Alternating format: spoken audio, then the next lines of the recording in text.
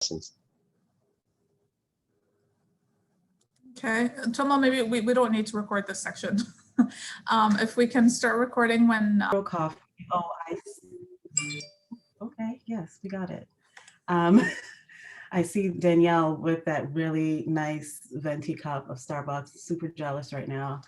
But I'm Dwaynia, and by day, I'm a chemist. I manage a lab. I love it, love what I do. I'm not one of those entrepreneurs who's like dying to leave her 9 to 5 because I love both worlds and I have time for both worlds. And by night, or all the other hours, I run Canadian Small Business Women. We have been around for the past 8 years. And we started out just being a blog. And it was just out of a need of me trying to figure out how to start a business because I didn't know how to start my first business. I was going around in circles like a madwoman trying to learn how to incorporate and all this stuff. So I wanted to learn as I went along with the business, and I found experts who would come in and who would teach me and teach the community things. And we've grown into a fairly sizable community over the past 8 years, and we've been doing a whole lot of in-person events when we could, epic virtual ones now that we can't. And yeah, a lot of workshops, a lot of partnerships like these. And I love talking to people who are embarking on that entrepreneurship journey because I do the real talk. I'm not going to give you the, yeah, everything is roses. No. So that's me. Awesome. Yeah, and real talk is good. It's good to hear the real stuff early on. I think it saves people time and money and energy and all sorts of trouble later on, instead of making it super rosy and then they get shocked when reality hits. Awesome. So we can go around and do introductions for the students at this point, or I don't know if you changed the sequence of the PowerPoint since we spoke yesterday. Not yet. I didn't change it too much, but I would probably, yes. You know what? I would like to know, okay, I can start sharing my screen just to. Sure.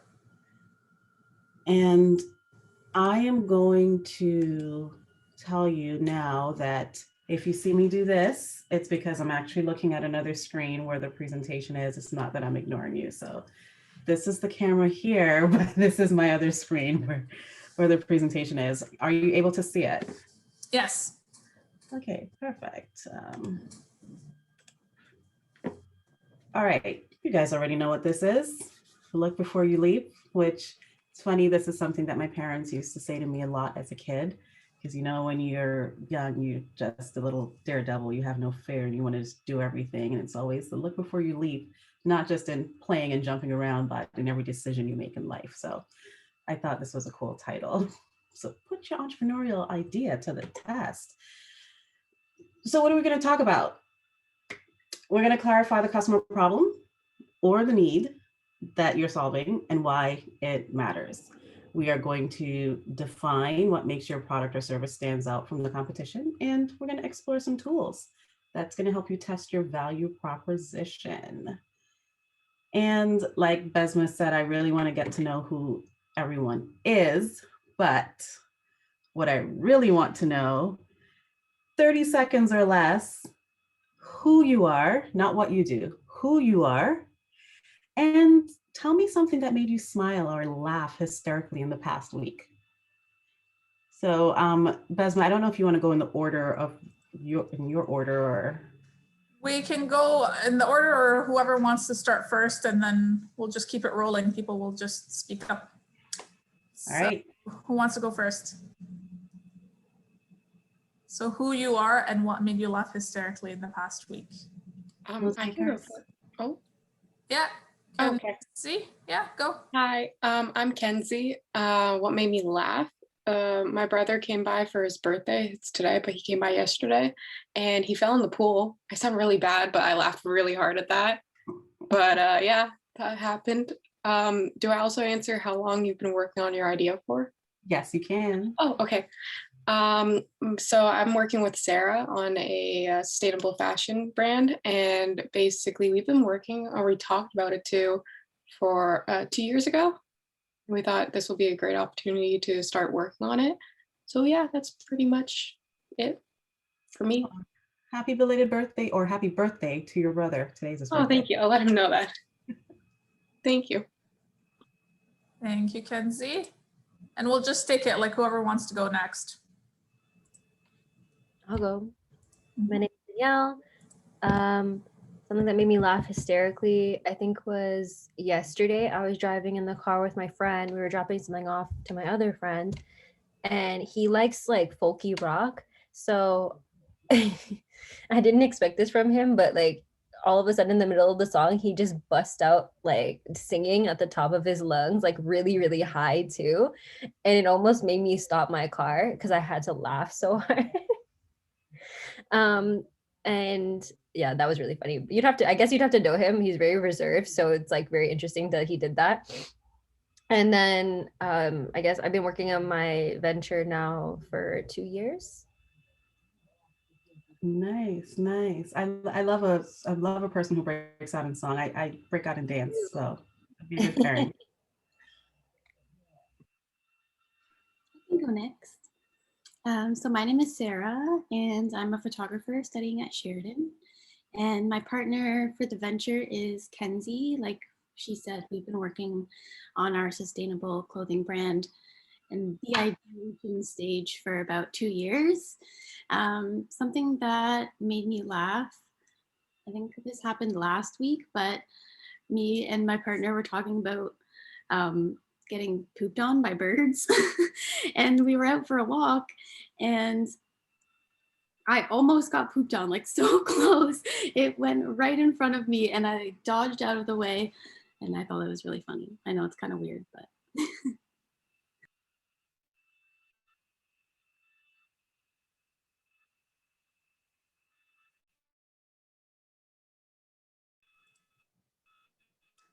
Anyone else? I can go. Yeah. So my name is May, and I've been working on my venture idea for the past few months.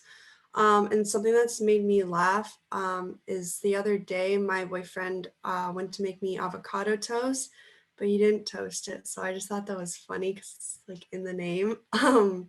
But yeah, that's that.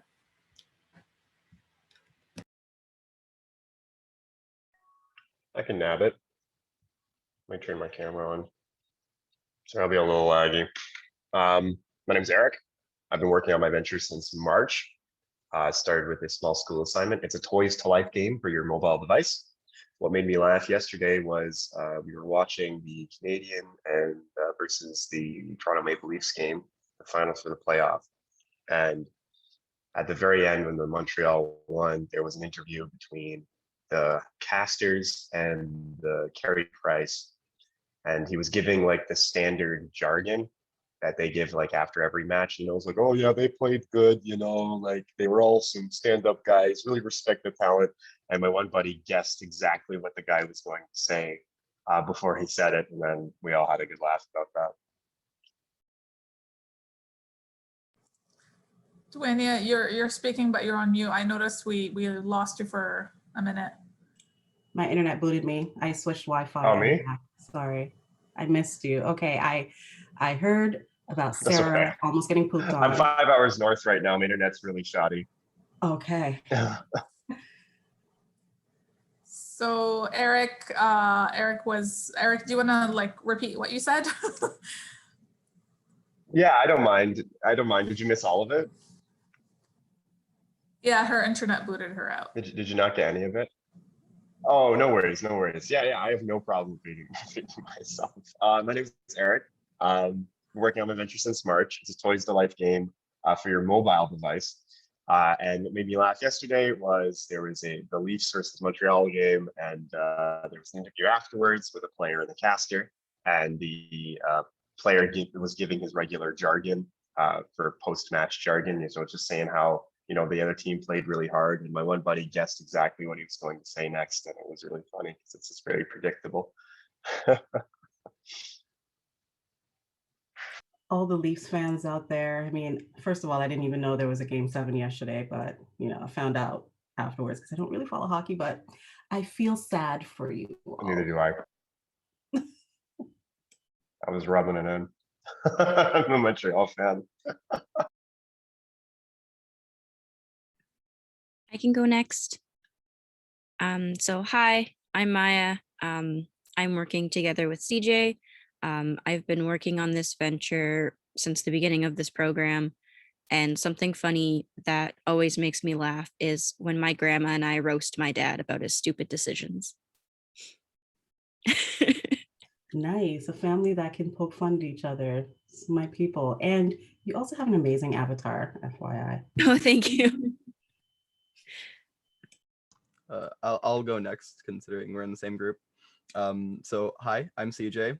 Something that's made me laugh recently is I was playing a game called Near Replicant, and my friend just sent me a message. I haven't talked to this guy in like 2 years, and he sent me a message on Discord that said with a screenshot of the Steam pop-up for like the game, and it said "Underwear girls gone berserk. This is bad."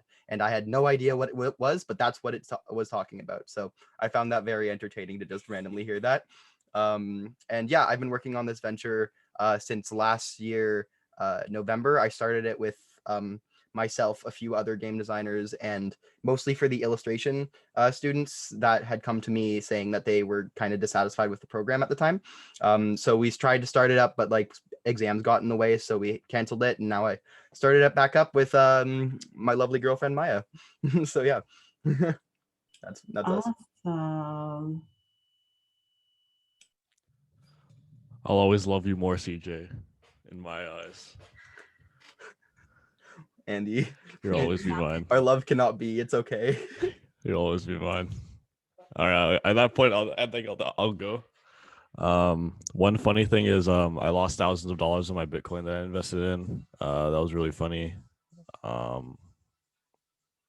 Yeah, I've been working on my game with Andrew and Dominique. And yeah, I think about that Bitcoin every day.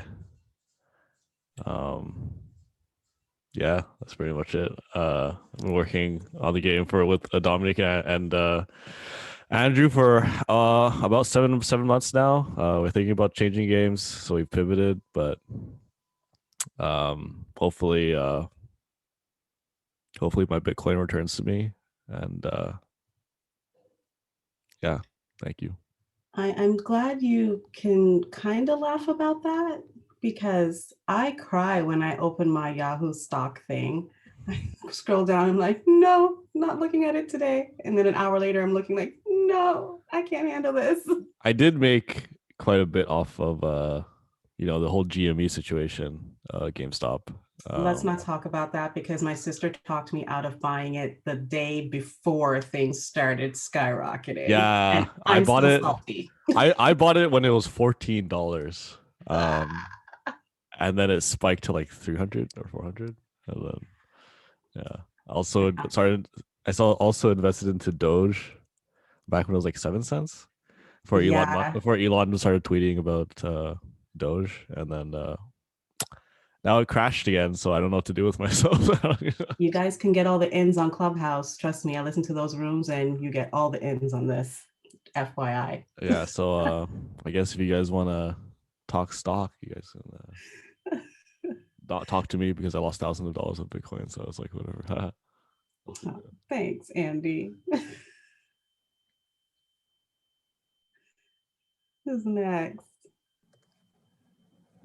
I'll go next.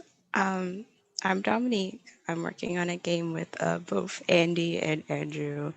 One thing that made me laugh was when I was in a call with Andrew yesterday, and he talked about the first time he learned how to use a boomerang, and then how he finally got the boomerang. I'm so sorry.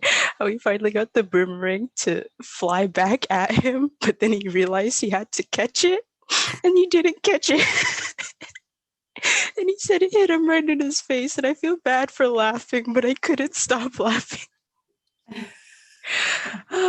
Yeah. Part was that I got comboed because I threw the boomerang and it hit me in the face, but the force knocked me backwards, so I fell on the hard pavement. That was the part. But remembering, I guess I can go as well, because that was probably the thing that made me smile. Oh wait, Dom, you didn't say how long you're working on the project, but I guess Oh. Andy answered that for us. Yeah, he did. Because we've all been working on it the same. But I guess one thing that, so I'm Andrew. Hi. Hi. One thing that made me smile was telling Dominique that story about the boomerang hitting me in the face. Probably. Oh, my cheeks are hurting because all these stories are great. I don't want to laugh at your pain, but I'm just envisioning it. It's probably kind of funny. Who's next? I don't think I heard from Zachary or Joseph or Sasha. And Brooke, I think Brooke, you haven't gone either. And Brooke, yeah. Go. Hi, I'm Brooke, and I have a little stationery shop, and I've been working on it since last July, so coming up on 11 months now. And something that made me laugh, I was at the tennis courts on Sunday with my boyfriend, and we were playing for like 2 hours, and my arm was getting tired, and I went to hit the ball, and my tennis racket just flew across the court at him. And it like it just missed him. It was pretty funny. So yeah. We're an unintentionally violent group here, huh?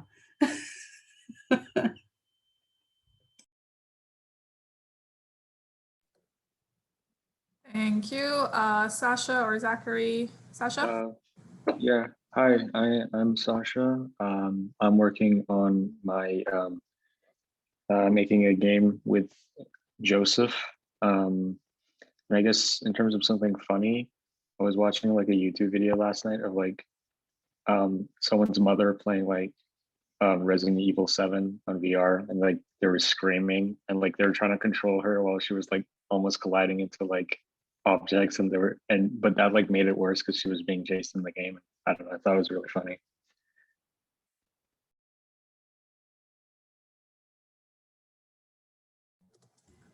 Hello, I can go next. Sure. I'm Joseph. I'm working with Sasha on a survival horror game. And something funny, I guess. Excuse me. I guess my girlfriend sent me a video yesterday, like a meme video, and I just remember laughing at it. About like, I think it was like some rat just like ran across like the sidewalk in front of a guy skating, and like the guy like tripped and fell. And yeah, that's it.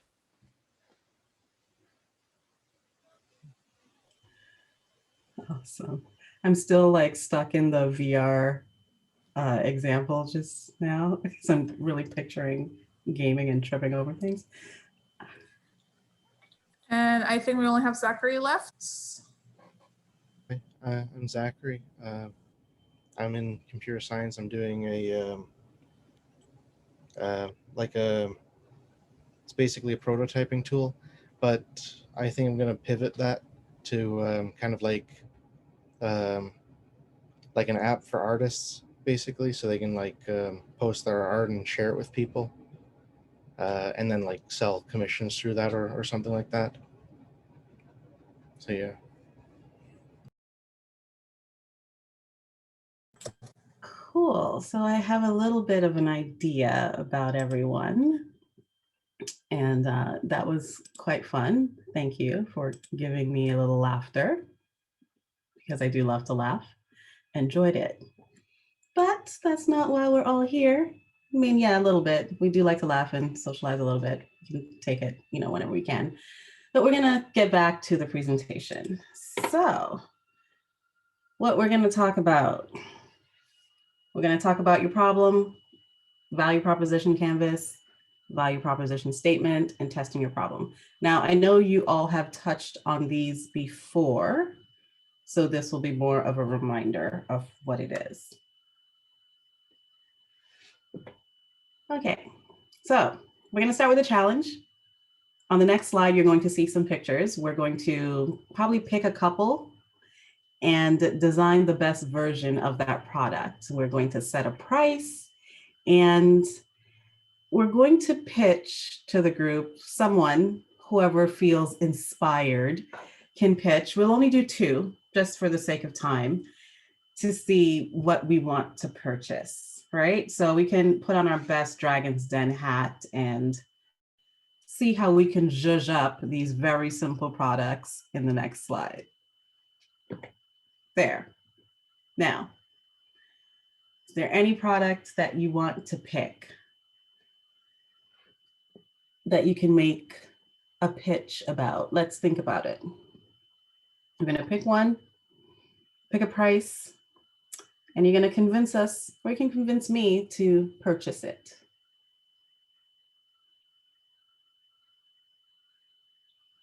Don't be shy. I would tell you which one I'd purchase, but that would make it easy.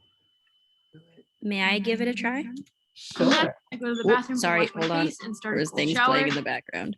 I'm gonna try for the Apple Watch. I think I might be able to do it. So are there specific questions that we need to answer? No, you just need to try to convince me to buy it. This is your product, sell it. All right, so let And me tell me how much. set up a scenario here. So you're at work, you started this great new job, but the problem is they won't let you have your phone on you. I have a quick and easy solution for you. Just get an Apple Watch or a smartwatch of any kind. It'll allow you to read your text messages. If someone's calling you, you just smack the thing and it stops, and you get all of the notifications right on your wrist. And bonus, you get to tell the time. Buy an Apple Watch today. And how much is this Apple Watch costing me? Just a small price of an arm and a leg, depending on which one you want. All right. I think I'll give you my leg. Oh, perfect. You can have the highest quality one then. Legs are very valuable in the market today. Thank you. I love the pitch. Thank you.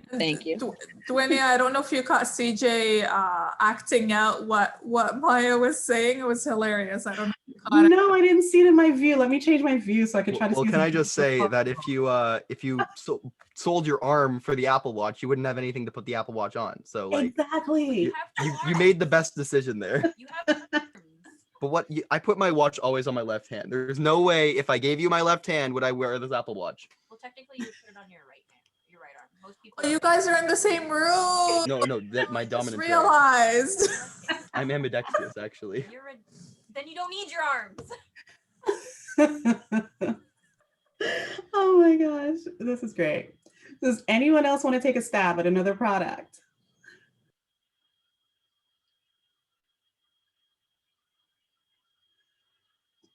Come on. We've already laughed at each other, so, this is pretty easy. They're still arguing about the arm. I know. I can see. Okay, so you know what? I'm going to just say, fine, we'll just go with the one that we did. Now, the one thing I have to say about the pitch that was great is that the problem was presented. It wasn't about the product and it wasn't about the cost of the product. I technically don't even know dollar value what it's costing me, but I know if I'm willing to give a leg for it, it must be pretty valuable. The problem was presented to me that if I'm in a space where I'm not allowed to have my phone, this is the next best thing. And we all know we're tethered to our phones.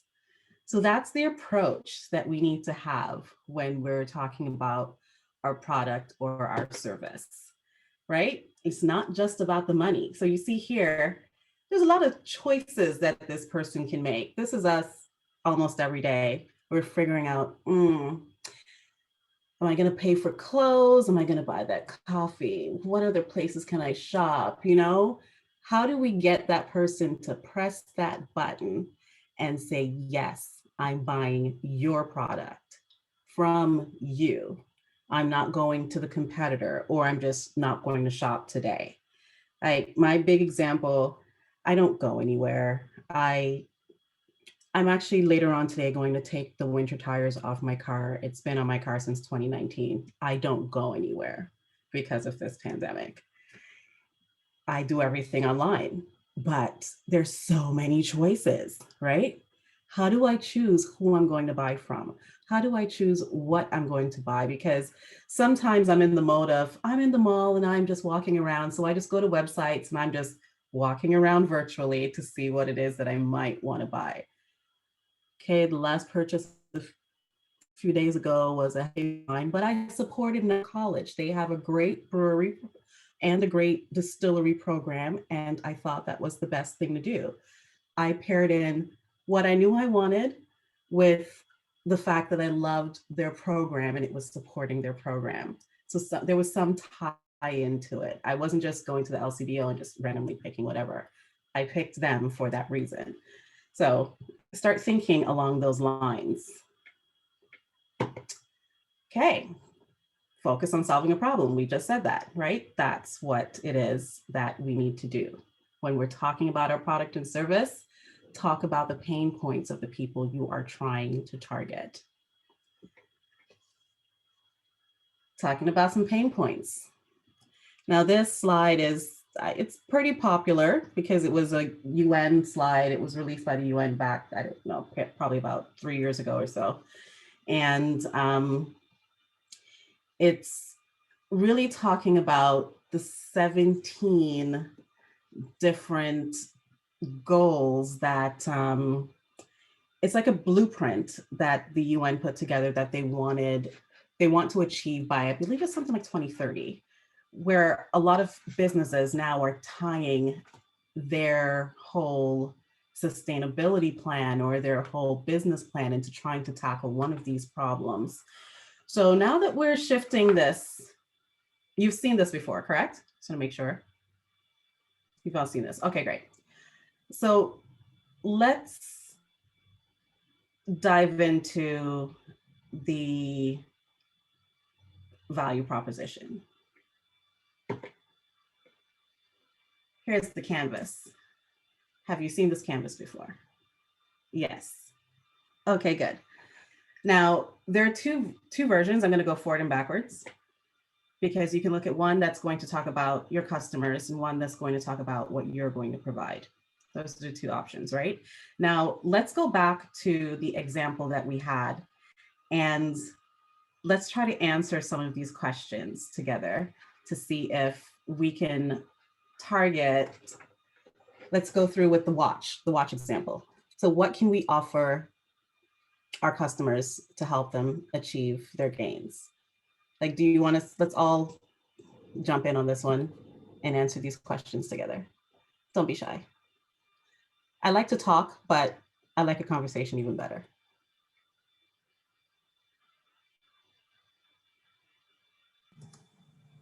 So you want them to talk about the value proposition for their product? Not for their product yet, just based on the product for the that we watch. chose at the beginning, based on the watch.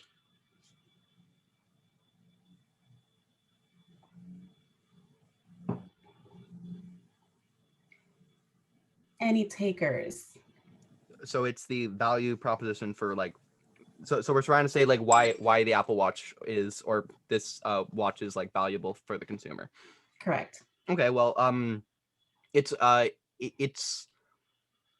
compact and keeps everything in one place. So again, it solves the problem that Maya said, where if you can't have a phone on you, it's a great alternative. Mm-hmm. It also immediately in 1 second. It also immediately puts like the idea in your head to try these like activity boosters. So like it measures your steps automatically, like as a pre-built feature. And on phones they can do that as well, but you have to go out of your way to do it, and the watch just comes with it. It kind of supports that type of lifestyle, at least something that has appealed to me before.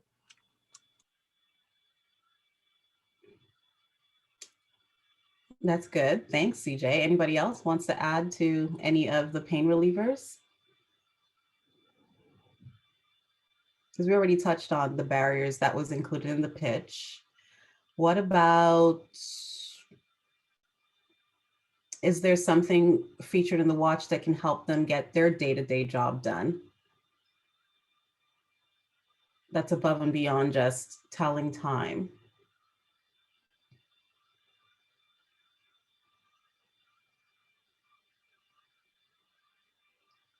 And how do you choose between, let's say, an Apple Watch and other watches?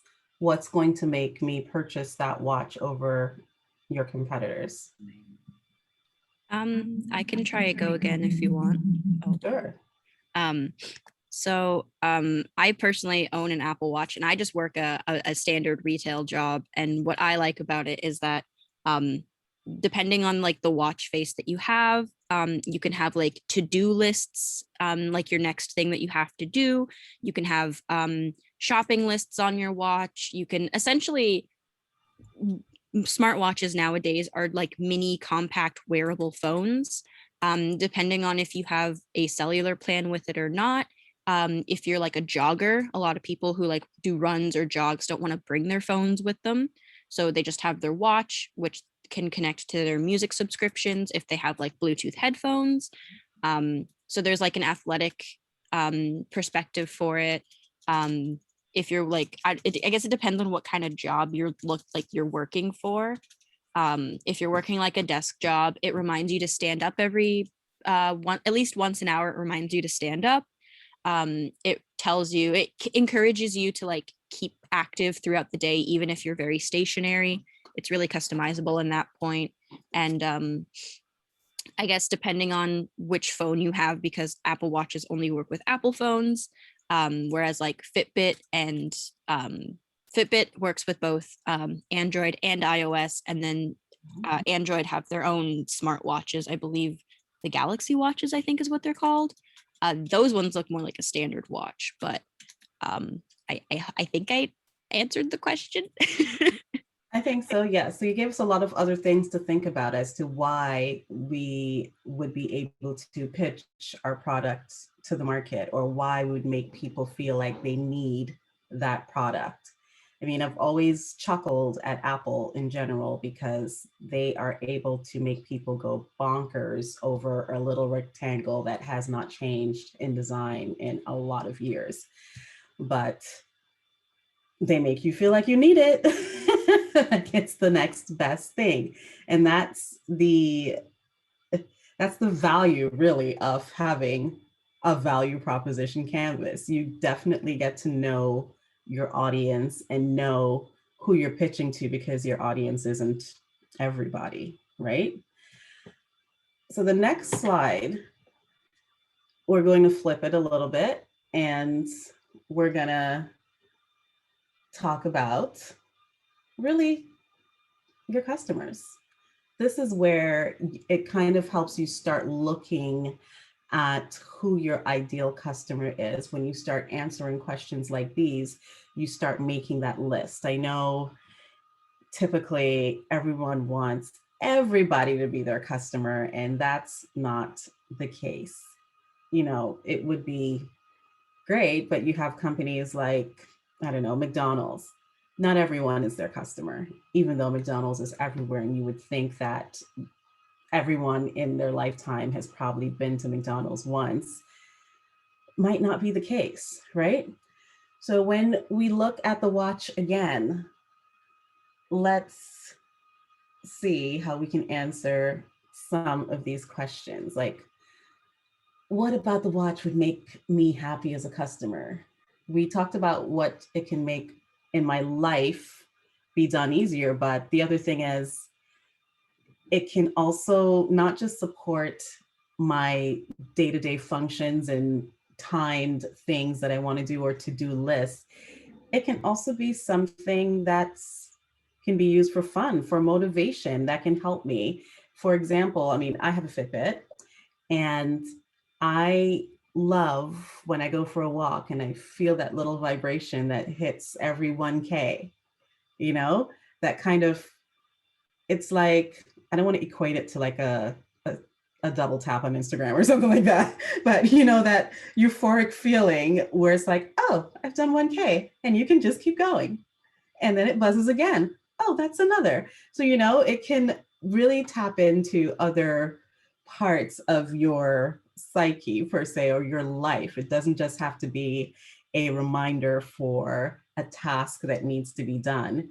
It is kind of a tap on the back, or job well done. You did 1K today, or you did 2Ks, or at a glance, you can see, how your day is going in terms of your heart rate or the amount of steps you've taken. Quite frankly, I've only taken 565 today, so that's nothing.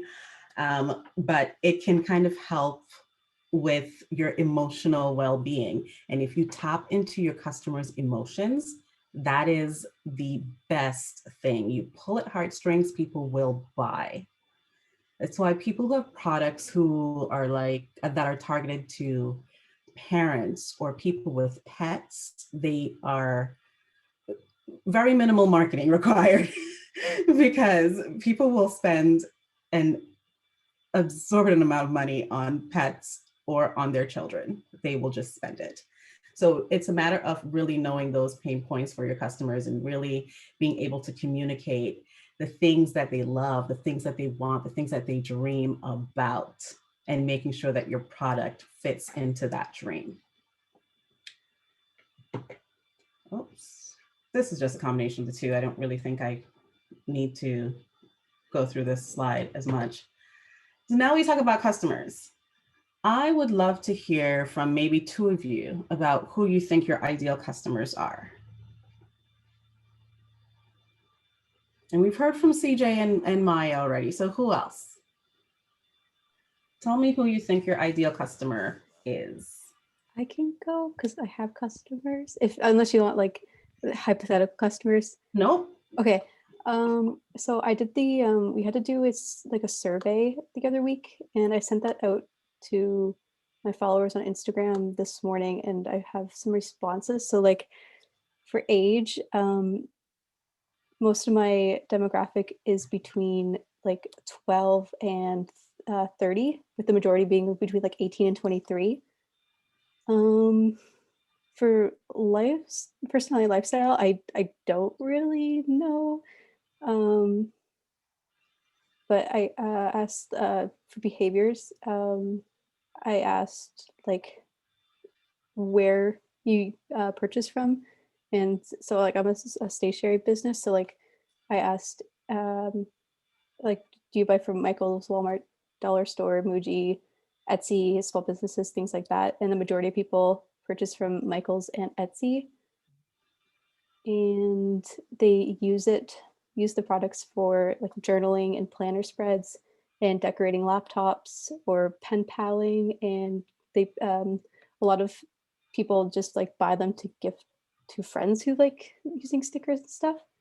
And so far the majority of my customers are from Canada. I only have one response from the States, so yeah.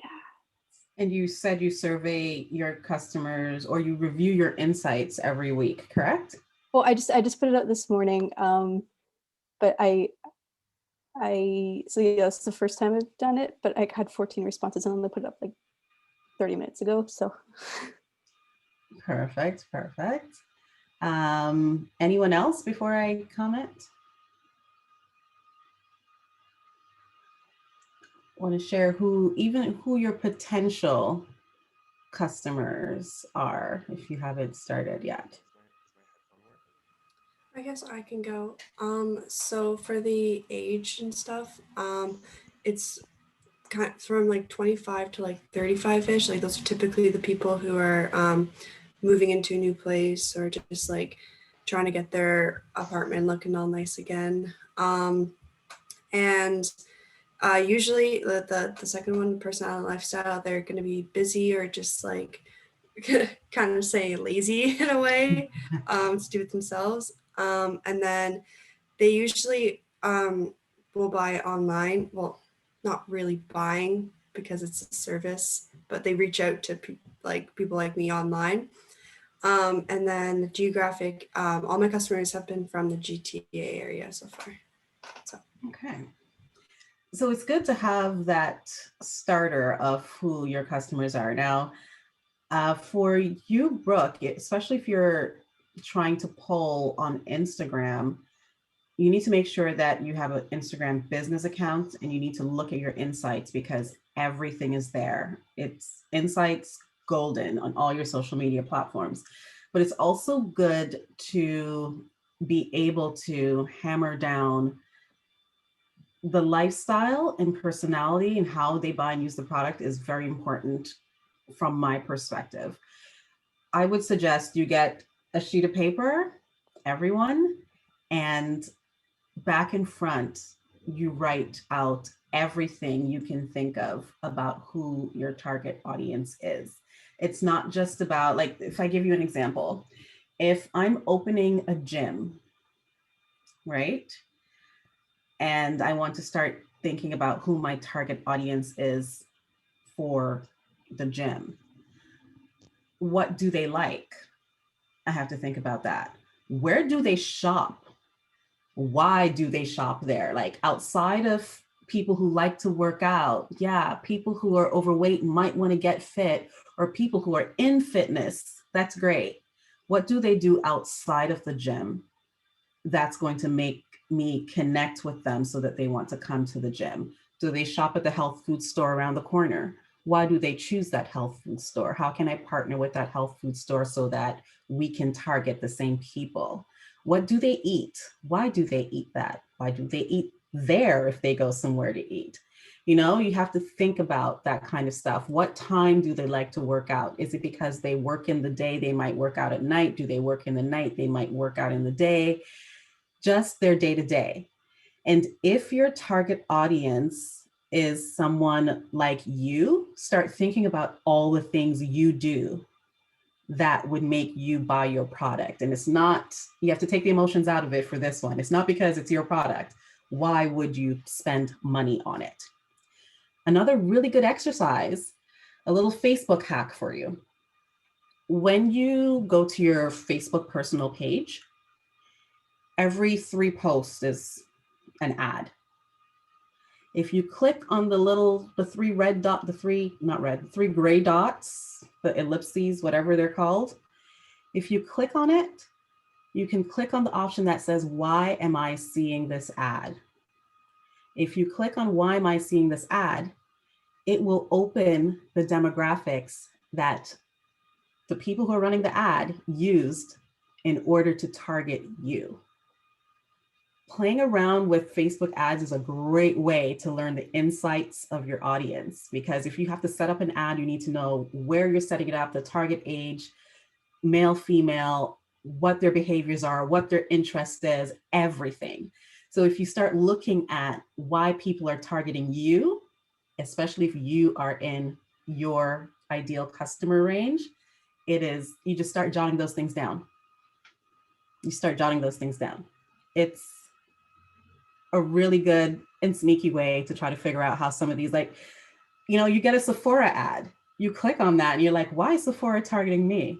You'll see why. You'll see exactly what they outline in order to push out their ads, and do it for as many ads as you want to see why you're being targeted. That is very helpful. But having 10 lines about who your ideal customer is not enough. You need to have a couple of pages so that you have a very clear picture of what they do every day, what makes them tick, so that you know how to target them. You learn how to speak their language. All right, so now we're gonna go back to the original example again. What is the pain point of the customer and what's the pain reliever? I believe all this was touched on. Like, the pitch was great. I have to say, the pitch was really good. The pain point was touched on. You're not able to be tethered to your phone wherever it is you're going. So the pain reliever is, you can still be connected, but you can do it via this watch, right? Because the biggest pain, like, my mother is 61 years old and she said she would much rather get her wallet stolen than her phone because she would cry.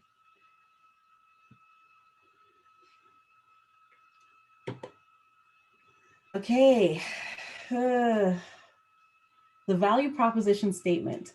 Sometimes this can be either the most difficult or the easiest thing for a company to present, because it has to actually, it has to speak to your audience. This is where it's helpful to know who your audience is so that you're sure that your statement is hitting all the points that needs to be hit, right?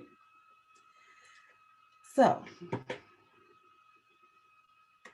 we help X do Y, doing Z. That is probably the most straightforward way to do a statement, I feel. So the example is, we will help entrepreneurs start their venture ideas by educating, mentoring, and providing the necessary resources. So we do X. X is help entrepreneurs start their ventures by Y, educating, mentoring, and providing the necessary resources, really Z, Y, and Z. You help them start by providing those tools that you need. That is, I feel, one of the best examples to present your statement.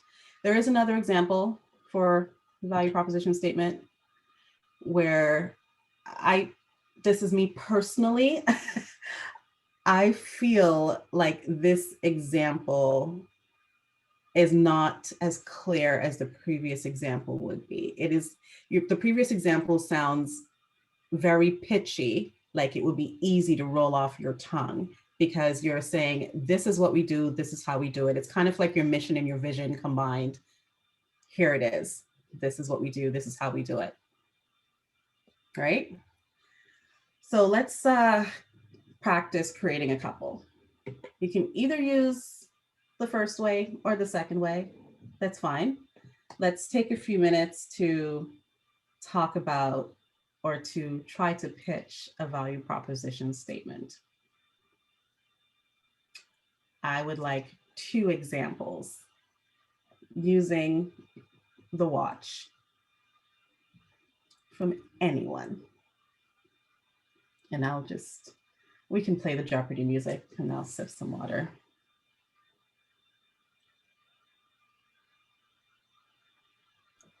Ooh, you know what? Sure, can I go? I know I've spoken, but I have a good one.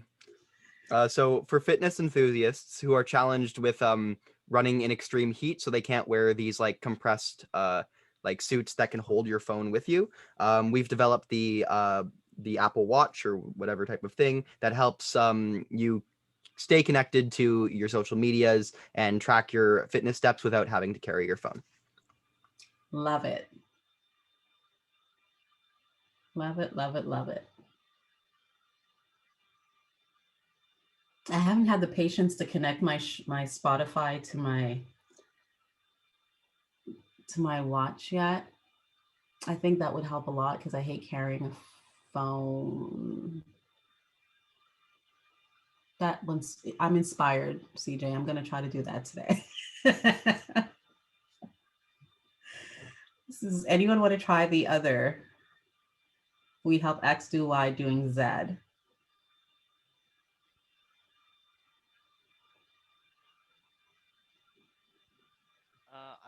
might be able to try and give it a go. If you want to speak up a little bit, we can barely hear you. Is that better? Yes. Okay, there we go. My mic was set low, sorry. So I might be able to try and give it a go. For the elderly who are challenged with heart problems, we have developed the Apple Watch that helps them monitor their heart rate in a simple way. That's good. Because that's something is that my, is a is my pain point. mic working now? Pardon? Testing, testing, testing. Yeah, it's working, Eric. Yeah. It's working. I think that's good. Thank you, thank you, thank you. No problem.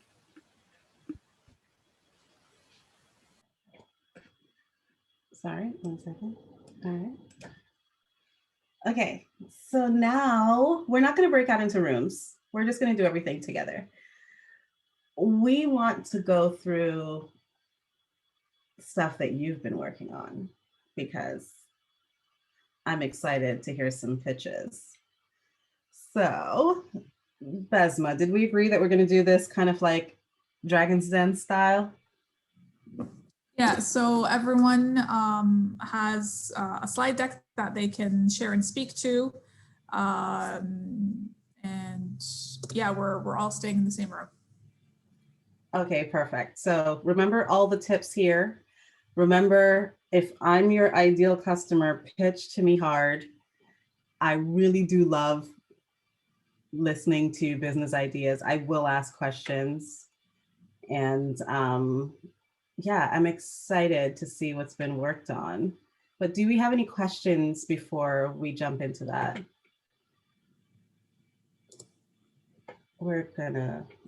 I'll leave this slide up.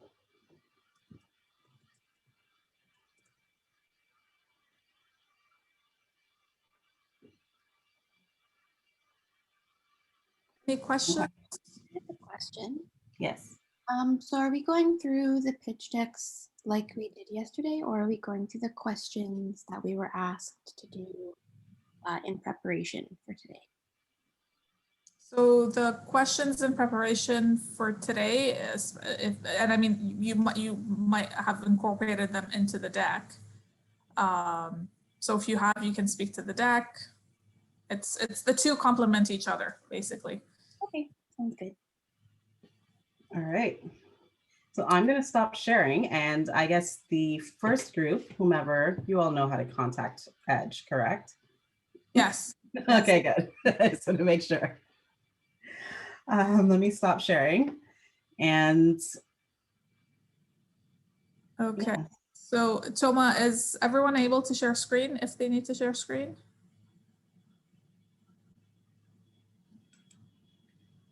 Yep, no, they can. Yeah, okay.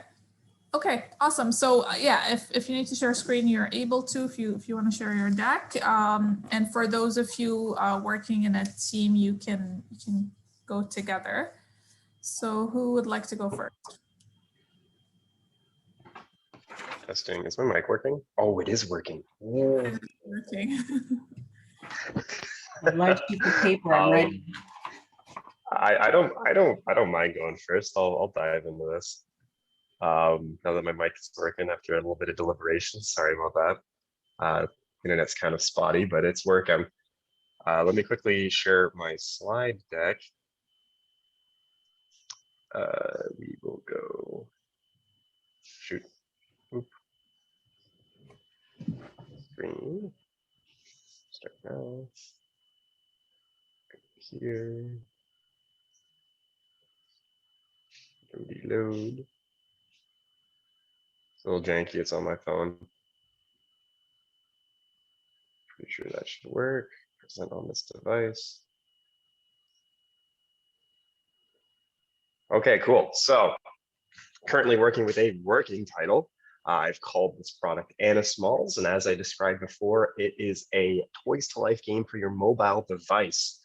And I am Eric Tremblay, currently trying to solve a problem in the Toys to Life industry, which is currently that, well, there aren't really any Toys to Life game present in the market, and there haven't been since 2018. Now, there's a few reasons for this. The last one was Starlink, produced by Ubisoft and Activision. And its main problem, it was a good game, was that there was several financial barriers that really put up a strong limit as to how much someone would be willing to invest in this particular product. And the barriers included, well, there was a game that you had to buy, there was a console that it was specific to, and then there was also two types of toys that you had to buy on top of it, a pilot and a plane. So you can see there's already quite a few barriers up there financial wise, and it can be pretty hard to convince a parent nowadays to spend that much on just one game. Now, I already went over that games are often locked across game consoles, but there's also a few original properties. Now, Starlink is an exception, actually. The two predecessors to Starlink were both Disney Affinity and Lego Dimensions, which basically cashed in a lot of brand recognized IPs.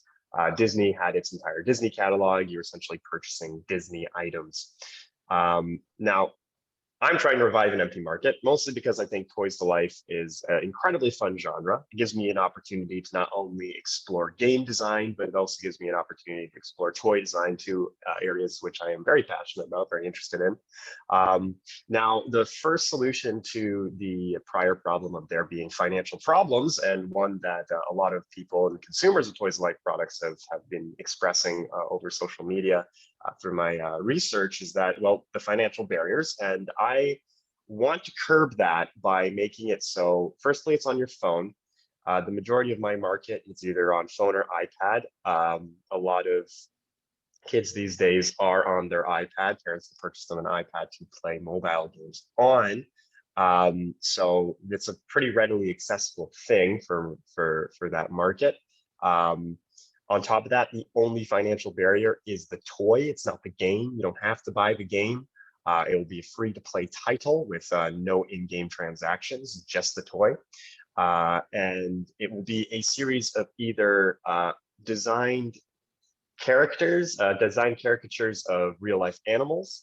I'm still yet to sort of pin this one. It kind of has to do with the game dev at this point, or a series of purely fantasy animals. I'll have to be sorting that out this week before the pitch, but I'm leaning towards the education game side of things.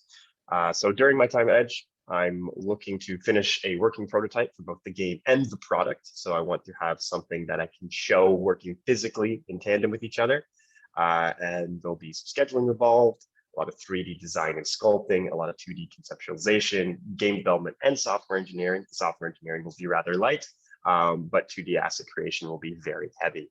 And thank you very much for your time and listening to my little pitch here. Cool, thanks. I do have some questions. Absolutely. So the cost associated would only be to purchase the actual physical toy, correct? Precisely, yes. And how do you plan on covering your costs to continuously add components to the virtual aspect if there's only going to be, you said there's not going to be any in-game ads or any additional purchasing within the virtual component? Now, I've found that within the game market, especially in the App Store and a lot of app-related software, that there's a lot of like gacha schemes, essentially pump and dump games that will release a $5 title or just a free-to-play title. And the entire point of it, it's not about the game. It's not about the actual enjoyment of the customer. It's a very short-term money-making scheme where and there's a lot of conventions about this. You look at GDC, you look at a lot of the mobile app developing companies, they have this concept like whales, minnows, and sharks. And this is basically them categorizing their various customer bases into highest paying customers and lowest paying customers. Now, there's always a minority of people that will spend money on those games, and then the majority don't. And it's not a very long-term solution at all for maintaining their product. In fact, these games tend to rotate out of popularity within a year. My plan is to make the pricing model for the actual statuette a very consistent one, and a very manageable one, and a very responsible one in terms of the pricing and the actual production and the expenses associated with the production of the actual, it actually gives me a thrill. So of the actual production of the toy. On top of that, there's no servers associated with this particular title. It is a completely offline game. So there's not a lot of back-end maintenance for constant, that would be constantly in need for what would be a typical app game, which has a lot of online components typically. So its actual maintenance to run is fairly low. App Store doesn't have a continuous or reoccurring expense associated with your game being on there. I know, maybe not the App Store, but I know for sure the Google Play Store. So in terms of the expenditures in that regard, it's not very high. I'll be doing most of the game design on the single dev. If I need expansion, then evidently I'll have to revise my my model in that year. It's $100 a year for a dev. Okay, so there you go. Reoccurring $100 is a fairly manageable bit. So I'm fairly confident that I can cover the costs for this game purely off of the statuette sales and incentivize the sales through its necessity to facilitate the gameplay. And I would also suggest you consider, if I'm just thinking of like my nephews, they will, like, one of them is in Minecraft like nobody's business. I don't even know how it works. But, you know, if someone purchases one of the toys at the beginning stage and they're going through all the phases of the virtual, maybe there's a point where you introduce other characters and they would purchase those characters as well. I mean, it's not a necessity to continue with the game, but it's always good to have your friends along. So you have all the other toys associated with it in certain stages, because, you know, I see it being something where you can get a lot of sales at the beginning, but if they're not new people coming in, then what do you do with all the people who have already purchased one toy? You want them to keep buying something or keep being interested in some way. But I like the concept. And for someone who, I can't even play Pac-Man, I don't even know anything about that stuff. I find it interesting. The game is mostly like a Tamagotchi style game. So you'd have it idle on your phone and you'd basically be taking care of a pet as it went, and you'd max out the pet. So every pet you scan into the game will give you a new interaction, or maybe even an extra cosmetic item to apply to the pet that you already have. So there will be some incentives in that regard for extra purchases. I don't want to prolong this game indefinitely. My plan is to make sure that it sells well initially, and I build a customer base off of that initial game, and then move into other products. I want to use this as a launching pad for further and future products. It won't be. I know that it will have a limited lifespan, and I expect to use the profits made from it to invest in further games in that regard. So I want to use this as a landing pad for further investment. Cool. Thank you. I don't know if anyone else has any questions or comments. This is your chance. Yeah, actually. So you mentioned earlier into the presentation that the main main barrier for entry into the Toys to Life market was the idea that there's like a significant cost barrier. Do you have any like actual statistics to back that? Because I'm almost I don't know if that's entirely true, because and it could very well be, but like I remember Skylanders, the exclusivity and like the cheapness of it was like a big portion of it, and people were happy to shell out like the hundreds of dollars for the extra stuff from like parents and things like that, because it was like a toy and a game at the same time. So you might want to just do a little bit more research on that. And admittedly, CJ, I will own that. It will require a little bit more research. Granted, I'm basing mostly a lot of what I'm saying off of Disney Infinity and Lego Dimension success, and the fans' reaction to that, and my research in regards to those two titles. You are right in terms of Skylanders. That thing sold gangbusters like in the first couple of years that it came out. And yeah, it was not across, but I do understand that Skylanders wasn't exclusive to a single console, though. It was actually across several platforms, right? Yeah. All Skylanders could be used on any console if you have like the Portal thing or whatever. Yeah, it was the Portal. Yeah. So there was a series of it was a little bit more accessible in that regard, because it wasn't exclusive to a typical one or two consoles, which I'm pretty sure Disney Infinity may have been a cross-console game. Anyway, it does bear looking into a little bit more. And I will admit, right now, at the stage that I'm at, even reading through the slides, I am basing a lot of this on assumption. I'll own that. And you know, I'm looking forward to going through this process and being open to changing the idea as, you know, I progress through Edge. So yeah, you do bring up a very good point, CJ. So appreciate that.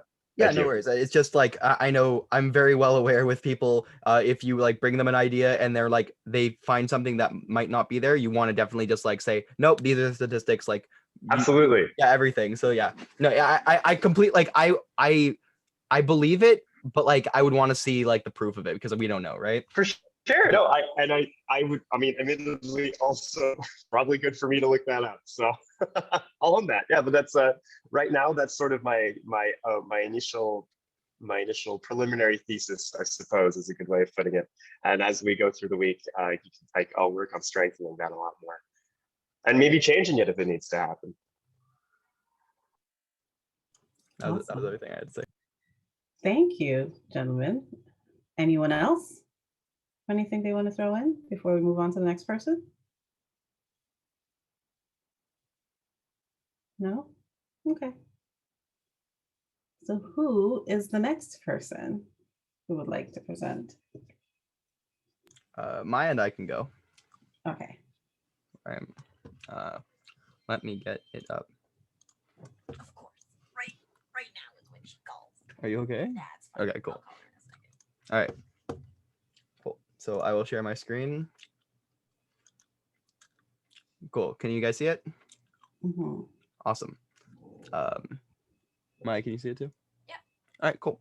So we don't currently have a name for our card game, but we're just working off of Untitled at the moment. Oop, I need to press this. So we're still editing some stuff, so excuse the poor formatting. But my name's CJ. I'm going to be the lead game designer on our card game. And Maya. Hi, sorry, I'm Maya. People are calling me right now. Yes. I'm going to be the lead artistic designer for this project. Cool. Can you guys hear Maya fine? Like, is it all good? Yeah. Cool. I just want to make sure. I'll We're just using the same mic. We're in the same room. I'll scream. Cool. So our problem that we're trying to face. So the collectible card game market is largely monopolized, with the largest brands having complete control of the industry. So games like Hearthstone, Magic the Gathering, Pokemon, Yu-Gi-Oh! These are household names that kind of dictate how business operations happen within the industry, and are leading themselves down into predatory marketing practices using FOMO tactics and the like, as well with the fact that all these games are like storied and legacy titles, because everyone knows Pokemon. It's the biggest multimedia conglomerate on the planet. They all have a legacy behind them, and they were all developed with a 1v1 like single player versus single player mindset, which has limited their design capabilities for future endeavors when trying to expand into the growing demand for consumer markets, which are multiplayer based games nowadays. So our solution is that we're going to be making a multiplayer free-for-all trading card game, where we're going to be using consumer-friendly tactics and making sure we're very clear and concise with who we're wanting to sell to, with what in terms of what they're purchasing, just to make sure that we keep a good customer rapport, whilst also making a game that no other game can really stand up to when making within the design constraints that they're currently in. So how we get there? Yeah, so as we were saying earlier, CJ technically has already started the base work for this project. So now that I've hopped on board, hopefully going to get the ball rolling a little bit more. So currently the rules are designed, as well as 150 cards are already there. All the framework is there. We just need to start finalizing everything. So we have some concept art from previous artists that we were allowed to use for this presentation. So we're going to just keep working on that. And our goals for August is to have a fully tested and playable game, to have most, if not all, cards completed, because there are at least over 200 cards that need to be done. So if we can just get like promotional art and any of the major art fully done for those cards, that would be great. Also, just to update the rules as we play test, fix things that might seem to be broken, or just be like, hey, this card, it doesn't actually do anything. Let's change it to make it more useful, kind of thing. So hopefully by the end of this term, we will have a playable prototype that we can give to friends and family to test and all these things. And then from there, we can continue to start thinking about if we actually want to manufacture the game and get everything printed and fancy and all the fun stuff. Yeah. And lastly, just to show a little bit more of the art that we've already worked on, we have 4 factions in the game currently: the Brood, the Empire, the Wake, and the Congregation. And we wanted to fill up a slide pretty much to show you guys what we kind of have and the ideas of the designs and everything. But yeah, that's pretty much our pitch in a nutshell. Thank you. Cool. I am still trying to wrap my head around it. I think I understand it. Sure. So can you go back to the timeline. Yeah, This that one. Yes, I just want to make sure I Of get it. course. So you already have 150 plus card designs. You are working on additional designs. Are these all local artists or? Yeah, so let me give you a little bit of background on where the project actually started, because it will explain most of the questions you'll most likely have. So I've worked in the card game industry for 4 years. I work at a comic book shop in Oakville currently, so I'm very well versed in like what people want, and like because I talk directly to the consumers. So one of my friends from illustration, Zach, he messaged me and was talking about like COVID being really annoying for like the illustration program, because it was difficult for him to like get what he wanted out of it. So he asked me and a few of to like come up with a game that he could get his friends on to like draw and get portfolio pieces for, and whilst also I could make a portfolio piece for myself. So that's where it kind of spawned from. So I would be making a game and using the assets from like commissioned artists, which were pretty much doing it for their portfolio piece and for expanding their own work. And then we were using their art or whoever's art that we really wanted to just for the time to get the game done, and then we would start printing the cards and like actually make a product out of it. This project kind of fell off to the wayside after like exams happened and like we got really super busy, but I decided like I really liked the project, I really liked where it was going, so I jumped on it with Maya again. So yeah, so we have a few connections in the industry to a bunch of people. We're friends with a lot of artists. Maya herself is the artist, is one of the lead artists for this project anyways. So we will be drawing all these things and making all of it ourselves. Yeah. How will you select your test group for the game? So I have because of my store, I have a Discord that I'm a moderator on. So I've been sending out screener surveys. I've already got 33 results. Actually, it might be more than that. 33 results as of last week. In response to like who would be like interested in a possible new card game.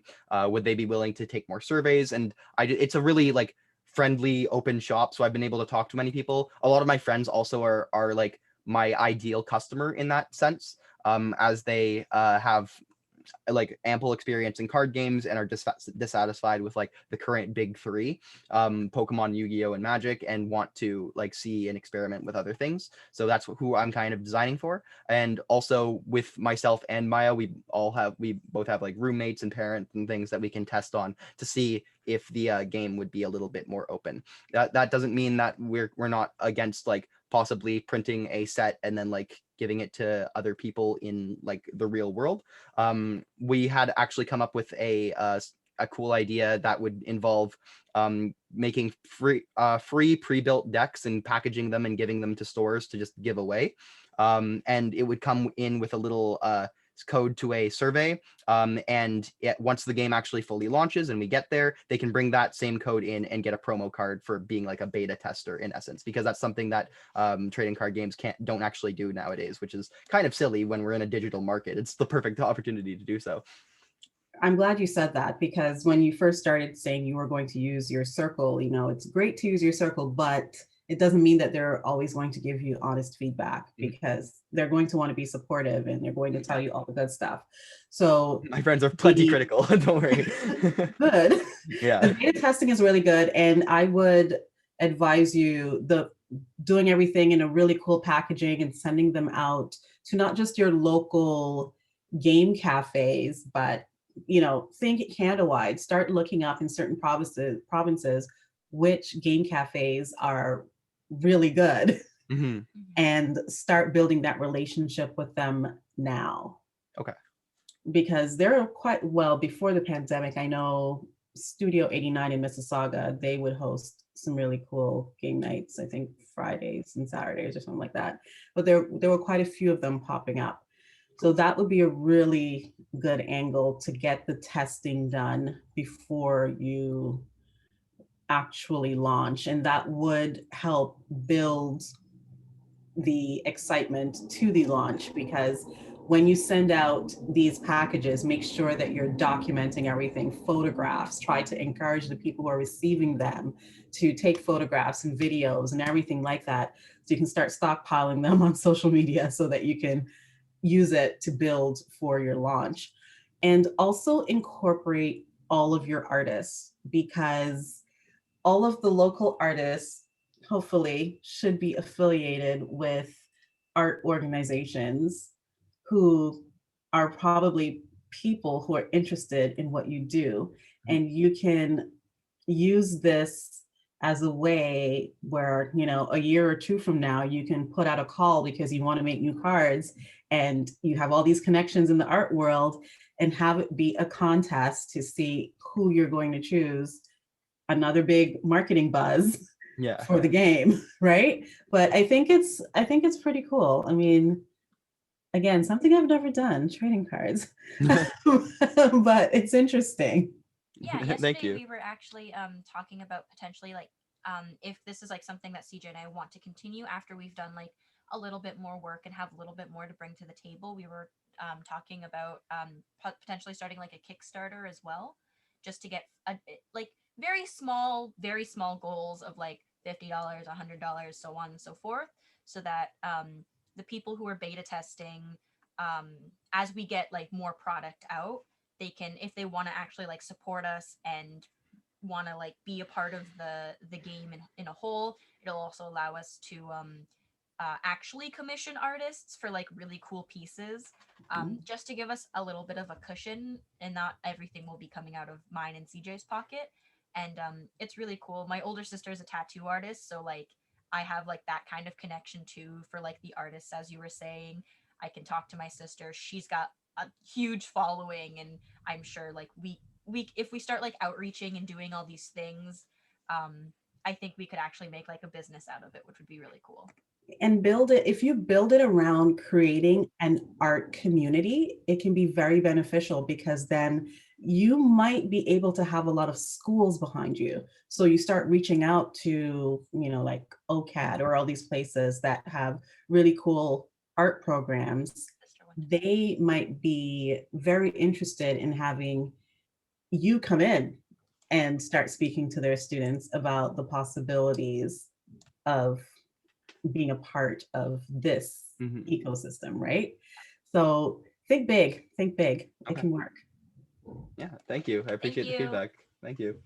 No problem. Anyone have any questions or comments for CJ and Maya?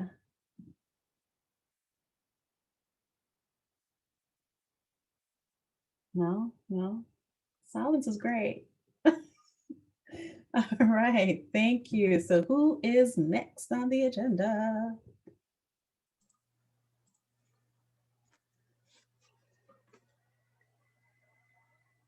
Who wants to go next? Anyone? Should we just pick someone? Hi, Toma. I was in the back end Yeah. doing my own thing. Sarah and Mackenzie, do you guys want to go? Yeah, sure. Okay, perfect. Let me just close the window because it's loud.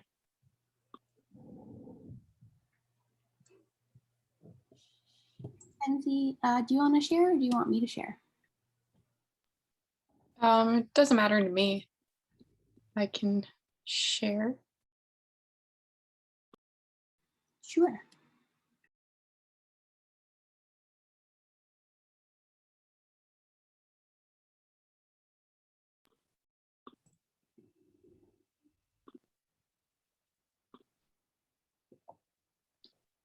Oh, I don't know if I'm sharing it.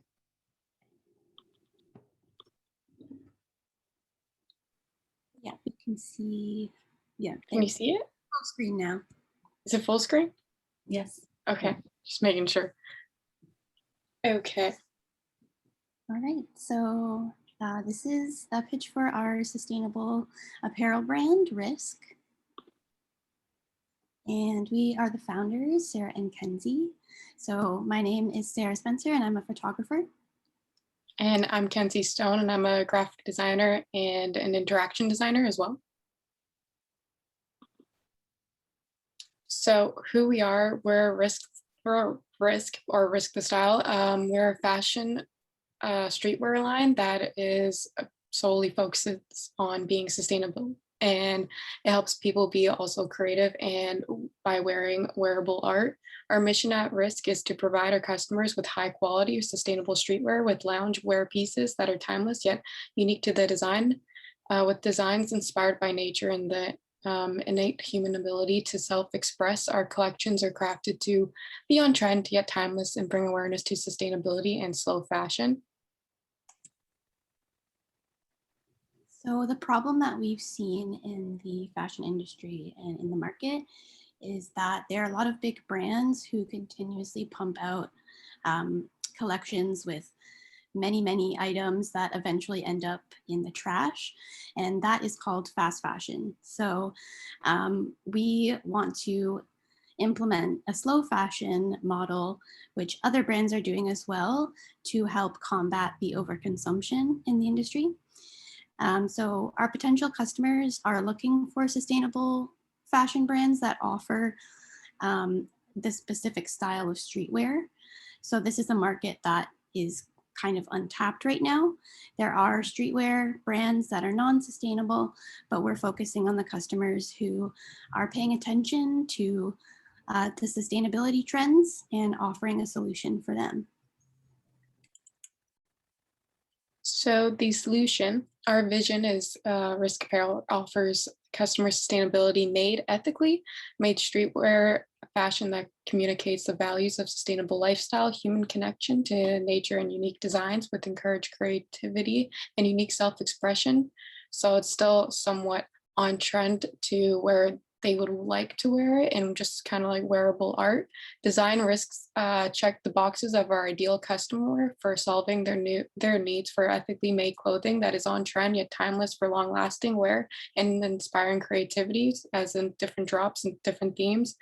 Action, our apparel is different from our competition because our designs represent not only streetwear fashion, but the minimalistic nature of sustainability and lifestyle. The mix of streetwear style and the naturalistic look for minimalism is a combination that we do not see in the market right now.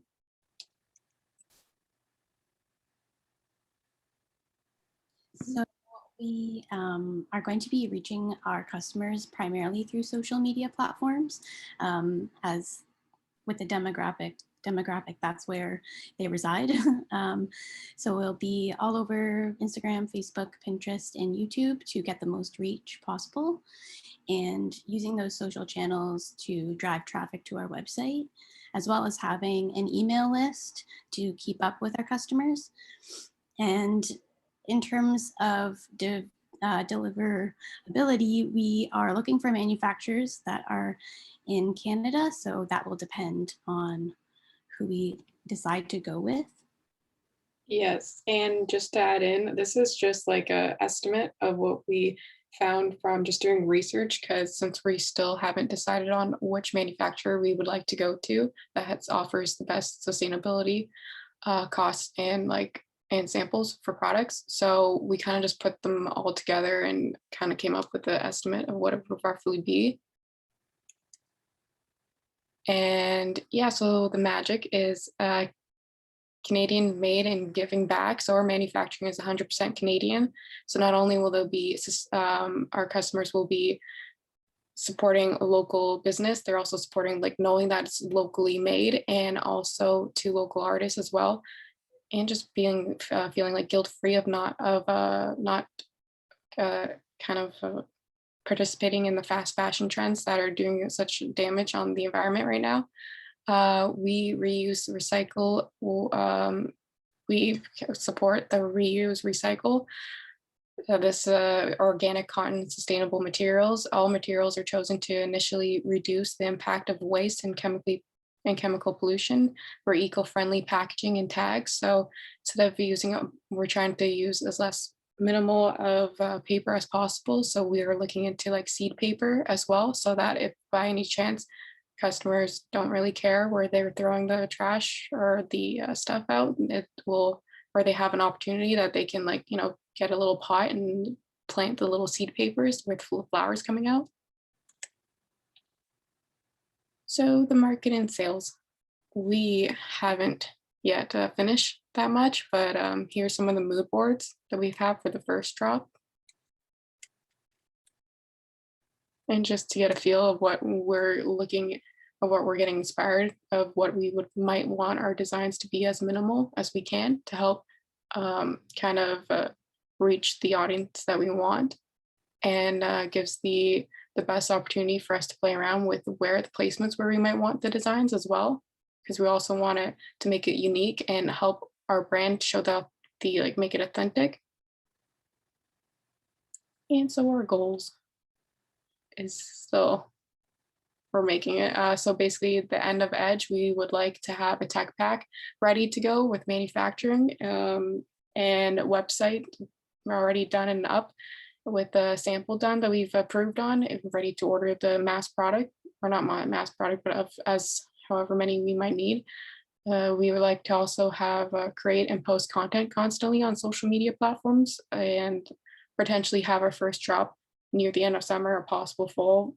Really does depend on how everything goes, especially with manufacturing.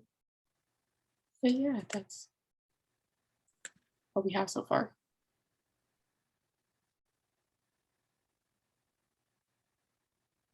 Oh, sorry, we can't hear I'm you. muted. Yeah, Yep. you're muted. It's part of I'm on mute. Yep.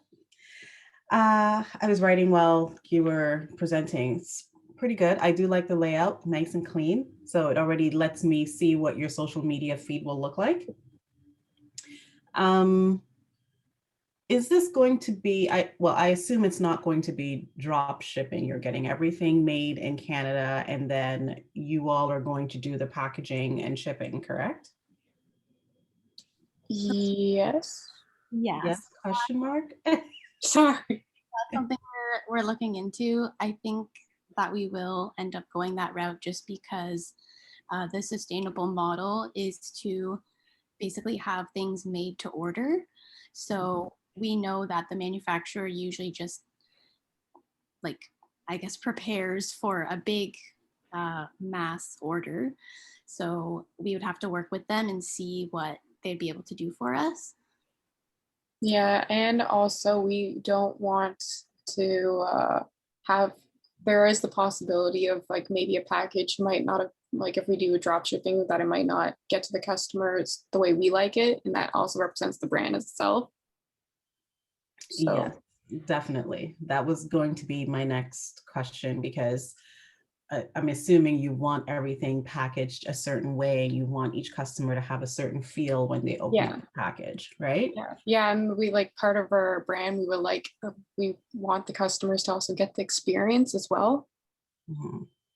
Yeah, and I think that something Kenzie and I talked about was even doing like thank you notes or something small like that, just to let people know like we are interacting, like we are in control of what you're purchasing, and we're not just giving it away to a factory.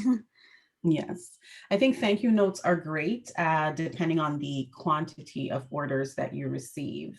Yes.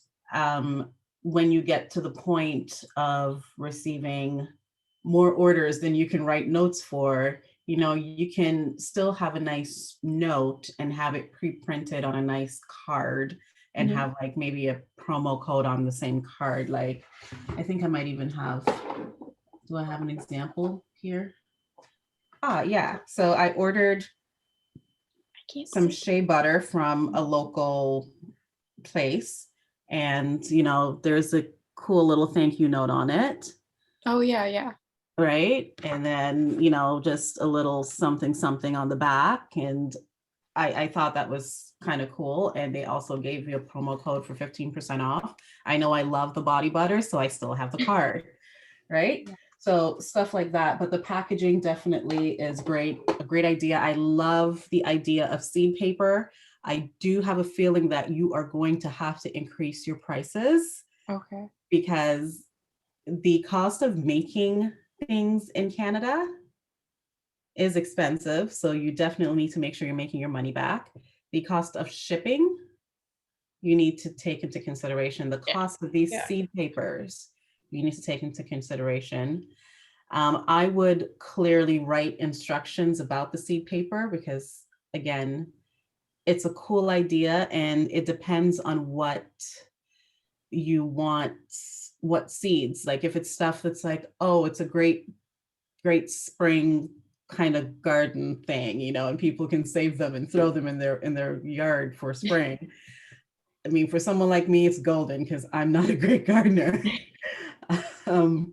So yeah, definitely take all those things into consideration. The one thing you said that I was like, yay, thank you for saying that, was email list. A lot of people rely on their social media platforms. I'm actually just in the middle of writing an article about that for Peel Daily News. And your email list is what saves you when social media goes down. Like when you can't log on to Instagram for an hour, aren't we all panicking? Like what the heck is going on? What's going to happen to my Instagram account? Yes. Your social media, it's cool. They're your lukewarm leads. Your email list, that's your warm lead. They're the ones who are more than likely going to buy from you again because they've already purchased from you. Or if I am putting my email address in for an email list, it's because I'm actually interested in what you have to offer. So email marketing is key, and it is never too soon to start getting your email list growing. Start now if you can, you know, start putting teasers out there on your social media. Like, you know, we're going to launch soon, coming fall of 2021. Join our email list to be one of the first to be able to purchase and get a special gift or, you know, something, and have that link to your email list. There are many platforms out there where you can have free email lists for, you know, up to a certain amount. Like we have Aweber, Constant Contact.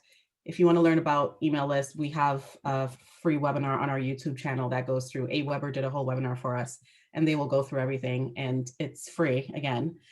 But it's really good to get your email list going. And in terms of your marketing, I would suggest that you also try to reach out to other companies that are doing similar but not the same type of business. And one example that, oh, I can't believe it, her name just left me. I know her name is Alora, but what is the name of her company? I forgot. They do subscription boxes and they pull from, it's more lifestyle, but it fits right in. You know, try to get, if you can get into one of those, it would be really good too, because then that's an additional line of sales that you're not directly marketing, but if it's all about the Canadian market, it benefits you. Right. Okay, great. Thank you. Partnering with people, even if it's just like Canadian and that's our relationship, that would be good. Okay. Yeah, like I'm trying to see what I'm actually going to look on. What's the name of her company? I think it's, I know her name is Alora, but I can't believe I don't remember the name. It'll come to me. Quick question. What was the webinar called on YouTube? Oh, if you just go to the Canadian Small Businesswoman YouTube page, there should be one on email marketing. And it's done by Aweber. I'll actually put the link. Give me a second. Let me see. Okay, great. Thank you. If I can, we'll pull it up. Well,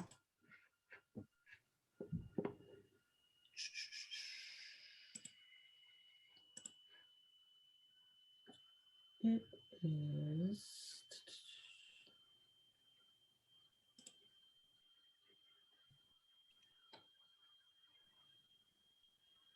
Sorry.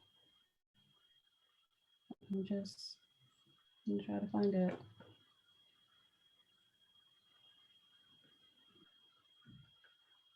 Oh, here. How to quickly launch your email marketing strategy. That is the one. And There's the link. Oh, thank you. You are welcome. Does anyone have any questions or concerns or comments for Kenzie and Sarah?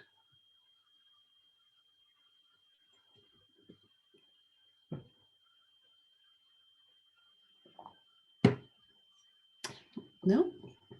Okay, thanks, ladies. All right. Brooke, do you want to go? Oh, sorry, Mackenzie, did you have anything else to say? Oh, no, sorry. I just said thank you. Oh.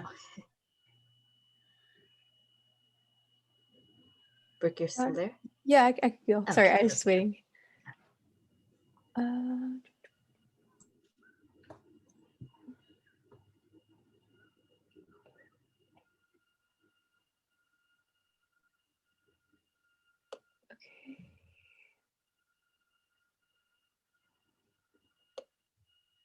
right. So, hello. I'm Brooke, and I run the Etsy and Big Cartel shop, Brooke Illust, where I currently sell handmade stickers and prints. And who am I? So I am in the Honors Bachelor of Illustration program at Sheridan, and I have a passion for creating, and I am the sole proprietor of my shop. I handle everything from designing to packaging to shipping. So what are the problems in the industry? To give a little bit of context, handmade stationery is a relatively niche market filled with artists who are passionate about creating and individuals who love to collect stationery. And problems that arise within the stationery niche includes accessing handmade stationery products that balance environmentally conscious principles with affordability. And another concern is unique product design that resonates with the customer.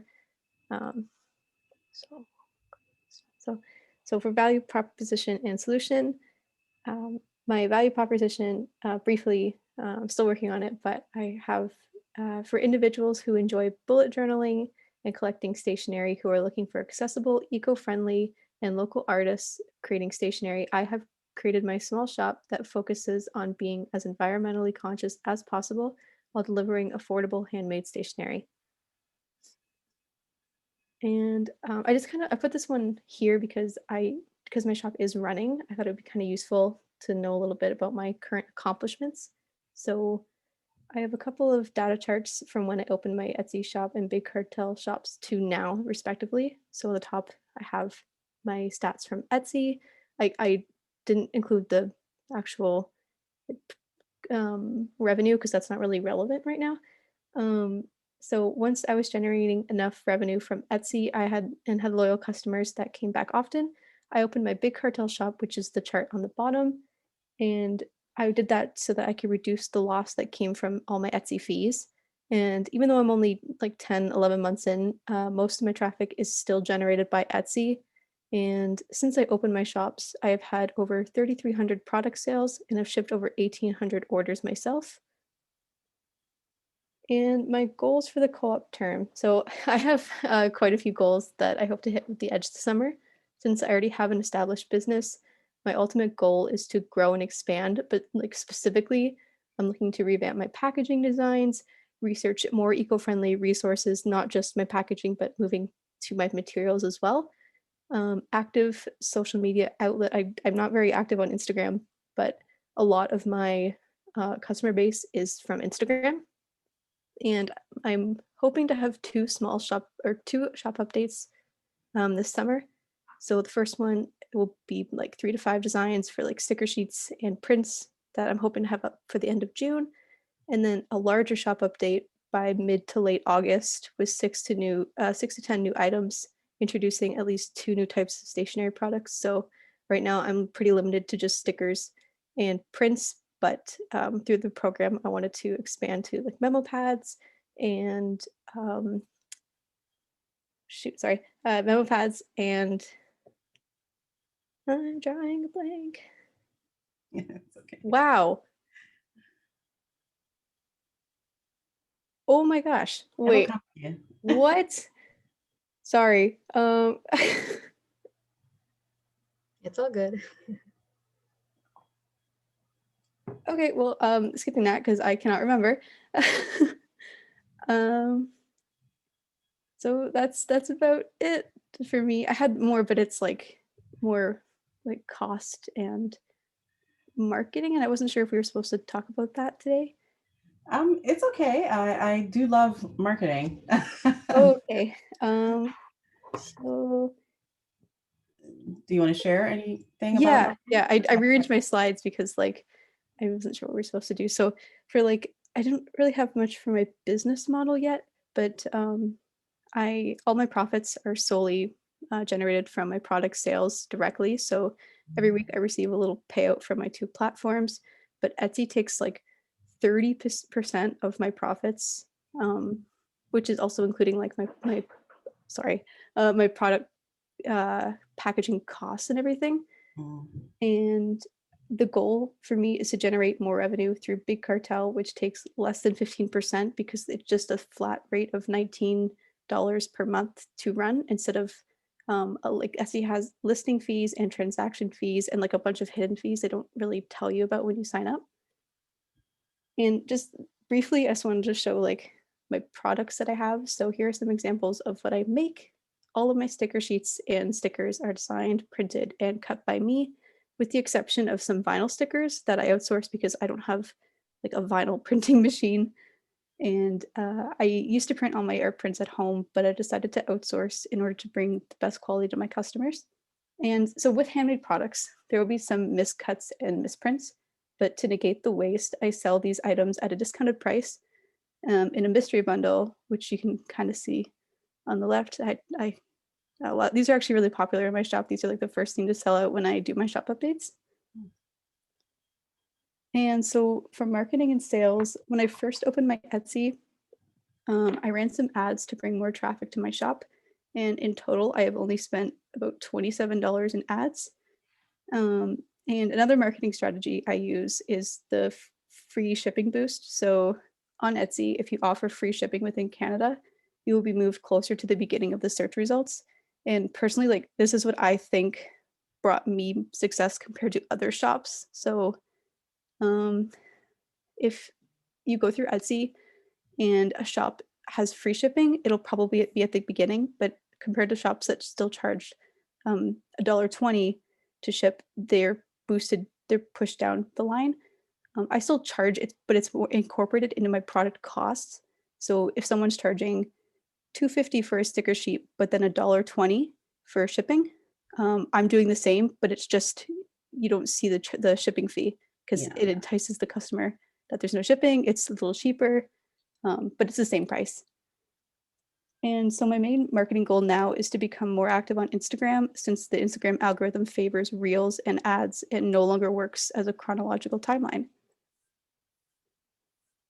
So for my competition, Etsy is a limitless platform with thousands of other creatives that are all doing different variations of essentially the same ideas. And I'm competing with Etsy shops and Instagram shops and big box stores such as Michael's and Walmart and the dollar store. And my idea itself, it's not unique. Like I'm just going to own up to it. But my intention with my shop was to contribute my own illustrations because I do want to be an illustrator. I want to be a freelance illustrator. And if I can start now, I believe that's what's most important. And I also wanted to tackle the issue of accessibility and affordability while still being as environmentally conscious as possible. And then see on this chart, I like just typed in stickers on Etsy and I had over 2 million results. So I'm competing with these other 2 million results through Etsy. So it's a pretty fleshed out market. And that's all I have. All right. Wow. Okay. So I jotted down some stuff. One of your goals is to be more active on social media, you said, right? And your focus is on Instagram. Yeah. I think you need to also include Pinterest in that. Oh, yes. Yeah. So for everyone with visual products, Pinterest is the equivalent of YouTube when it comes to images. So if you Google something and you go to videos, most of the video links are coming from YouTube. If you go to images, they're coming from Pinterest. So Pinterest will drive sales to your platform. It is in your best interest to use the heck out of Pinterest if you have a product. And I don't know that much about Etsy because I use Shopify for my shop, and they have a Pinterest plugin where you can advertise to Pinterest and it funnels them to your shop. But look to see if Etsy has that. Okay. If not, still, pin things. And I don't know if you know how to use Pinterest. Yeah. I do have another webinar. If you just go to the same link and go to the channel, there are quite a few webinars on Pinterest. That there's a girl she's amazing. She hosted a few of them, but you can look at Pinterest. But Pinterest, great, definitely do that. Instagram, yes, especially if you're realizing that most of your community is coming from there. Try to definitely tap into that. Okay. You said your mystery bundles are one of the first things to sell out. Why don't you create another version of that, where right now your mystery bundles are ones that you think might not have come out perfect, right? Yeah. You can still do a mystery bundle of the things that came out great. Yeah, I really want to start doing that. I just don't have, before the Edge, I was in school full time, and then the shop I was still also doing, and I pack orders 3 times a week. And when I'm not doing that, I'm prepping for the shop, and I just have one Cricut machine. And to keep up with my regular orders and to create extras to put in these bundles at a discounted price, I just didn't have the time. But it's definitely something I wanted to look into this summer, because that is one of my most popular things. And a lot of people like the aspect of like the mystery, and it's so exciting, right? So I definitely want to look into that. Yeah, so definitely do that. And one of the groups that you were targeting were people who love journaling, right? People whose clients love journaling are coaches. If you know any coaches, you should reach out to them, because we launched a bunch of journals, and some of our first sales came from coaches because they like giving them to their clients. Okay. So think about business coaches. They love that kind of thing. I see a comment here in the chat. Let's see. Have you thought about setting up a pattern account? Pattern? I don't know what pattern is. Maya, tell us more. Oh, Patreon. Okay, Patreon. Okay, I know that. Yeah, I've thought about it, but again, it's a time thing. That'd be a great source of income, but it's like you have all your regular sales, and then on top of this, every month, to get people to want to give you money, you have to have rewards and new things coming out. I just don't have the time, but it's definitely something, if this kind of becomes my full-time thing after school for a while, definitely want to do that. Just I can't right now. What you do for now is, I'm like flip chart queen on a wall. Like, just start putting up some flip charts. Doesn't have to be cute. Every time you come up with an idea, you have one flip chart for each path. Okay. So you just use this time, when an idea comes up, you write it all out, flush it out, so that when school is done, you look at your wall and you have all the plan. It's like a beautiful mind. And all you have to do is actually do. You don't have to think about it anymore. Okay, that's a good idea. Thank you. One thing, Brooke, I forgot to mention yesterday was one thing you could actually do for honestly anyone who does like is doing merchandising. What you can actually do is just send it to like your send stuff to like your favorite like YouTuber or something. And because they usually do PO box openings. And most of the time they'll just advertise your stuff because you send them stuff. And that's like basically get free clout from someone who already has clout. Yeah, okay. So that's one thing you could do. I mean, obviously you're losing a little bit of money, but I feel like if you create something like for their kind of content that you enjoy, and they open it and they show like your card and everything and how much effort you're putting in, then that's also one way you can get free advertisement essentially. Yeah, that's a great idea. To kind of touch on that, when people order from my shop, I get a lot of DMs with they post it on their Instagram story, and then from there I put it on my story to like kind of like be a part of the community, and I always like interact with them. I don't just throw a product out, take their money, and then okay. Yeah, exactly. If you're because if you're super lucky, they'll just like tweet it, and then Yeah. then you just retweet, and then it's Mhm. just that simple. So basically, that's one way you can like kind of ride on the back of like other people, but I mean, again, like it's like you're selling yourself essentially to further your merchandise, right? So I mean, Yeah. it's in the end, it's not like a super horrible thing that you're doing. So I'm just gonna interject. So we have 10 minutes left and we still have 4 groups that haven't gone. Okay. Andy's group, Sasha's group, May and Zach. And I want to be respectful of your time, Dwayne, since we only have. It's okay. I can hang out for a little bit. Don't worry about it. Are you sure? I'm sure. Okay, so for the students, if you're okay with it, then we'll keep going, and then you'll grab food and stick around for the 1 o'clock guest speaker that's coming in, and then we'll be done at 2. Is everyone okay with that? Just so we can make the most of Dwaynia's feedback. Okay, awesome. Okay, wonderful. We'll keep going. Thank you all. Thanks, Dwaynia. All right, no problem. So let's go into the next student. So either Andy's group or Sasha's group or me or Zach. I think Zach wants to go at the end. Is Andy Yeah. Toma? It was Andy's group that wanted to go. Okay, Andy's group. Okay, yeah, we can go. No problem. Andrew, if you want to screen share, if he's here.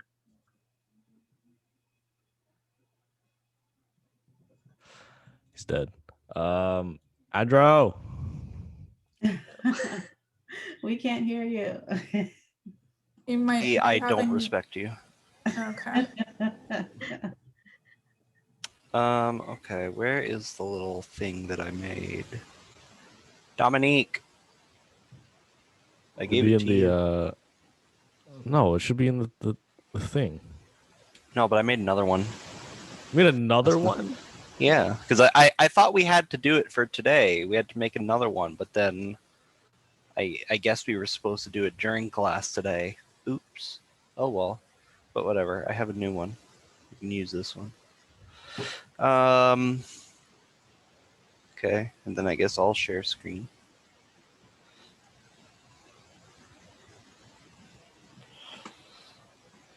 Oh no, now I can't see. Oh well, whatever. It doesn't matter. Okay. Hi everybody. We're T.M.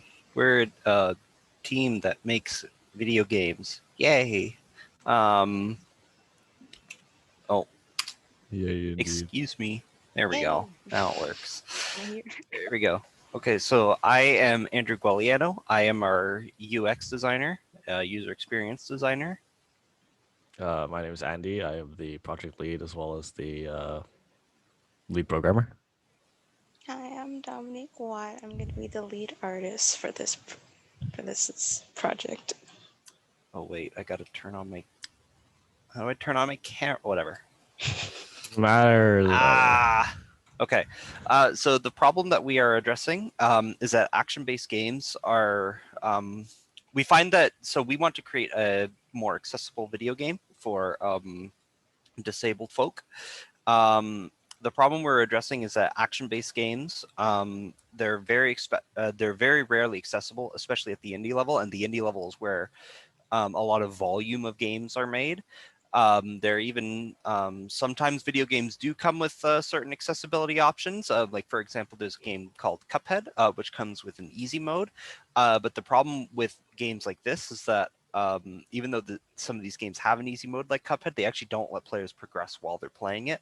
So it's weird because they go to the effort to making these accessibility options, but then players can't really take advantage of them.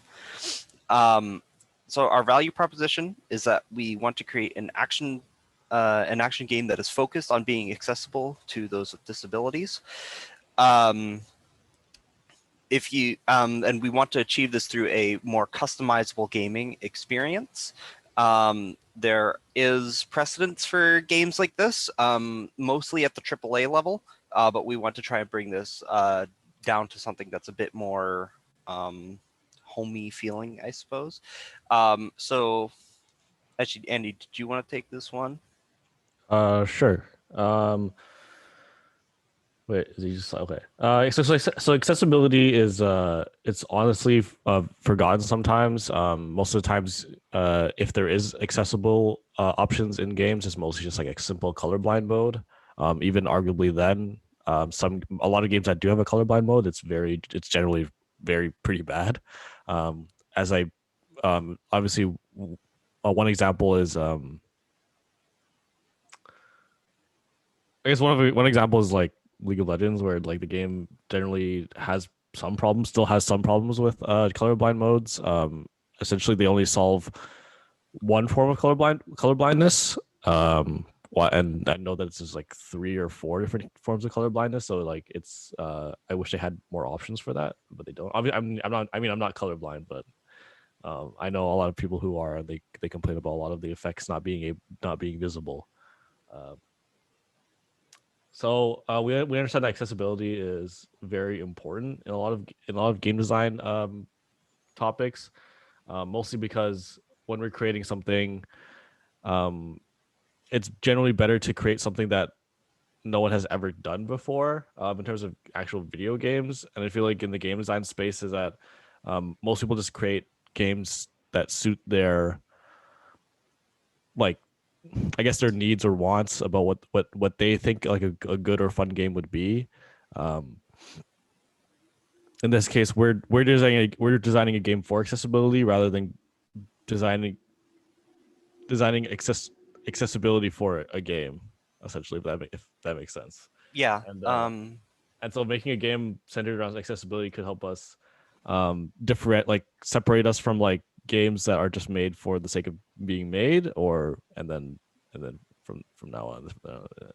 Yeah, and we're all that trying to have a more user-centered design, or we're trying to employ more user-centered design in our game design approach. Often in games, sometimes game designers will design the games that they want to play, but we want to design games that our users want to play, if that makes sense.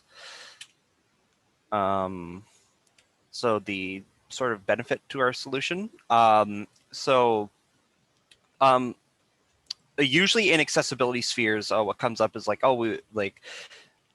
I think the impression that people get is that it only will benefit disabled gamers, but the truth is that it will help able-bodied gamers as well. A customizable experience doesn't just make the experience better for, it doesn't just make the experience better for disabled people, it can make the experience better for able-bodied players as well. The one example that comes to mind for me personally, there's a game called Apex Legends, which is a shooting game. And the colorblind mode in that game is, they actually have a few different colorblind modes. And I know that for myself and a lot of other people, despite the fact that they are not colorblind, they will actually use these colorblind modes because they think that it just makes the game easier to play. So that's one example of how a more customizable experience can make the game better for everybody. But of course, so this is like a big reason that we want to try and make accessibility a more like a big focus of this game, because a customizable experience, it's going to be able to bring a lot more players in. So this is our business model canvas, as you can see. So we did take the time to break everything down into the various different things. If you want to look at that, you can. We also have done a value proposition canvas. So there it is. So we have the value proposition, where is an action-based game that is focused on being accessible to those with disabilities. Our customer segment is the disabled gamers. So the customer job, the user wants to play a game. So the pain that is associated with it, because it is inaccessible for them, it's difficult for them to play, and then the players can't customize the experience to suit their needs. And then the gain is that the game brings them enjoyment and that they have fun playing it, even in spite of the fact that it's not really accessible for them. So the product, our game, So the biggest pain reliever is that with our expanded customization options, will help disabled gamers, both disabled gamers and able-bodied gamers. So the game creator is that since the game is more accessible, disabled folk can play it more easily, but the customizable experience will help able-bodied players be more comfortable as well. And is that it? Yeah, that's it. Yahoo! Thank you for listening. What was that, Mario Yo? You know what, Andy? Yeah, Thank there you go. So I guess my first question, just for some clarity, is what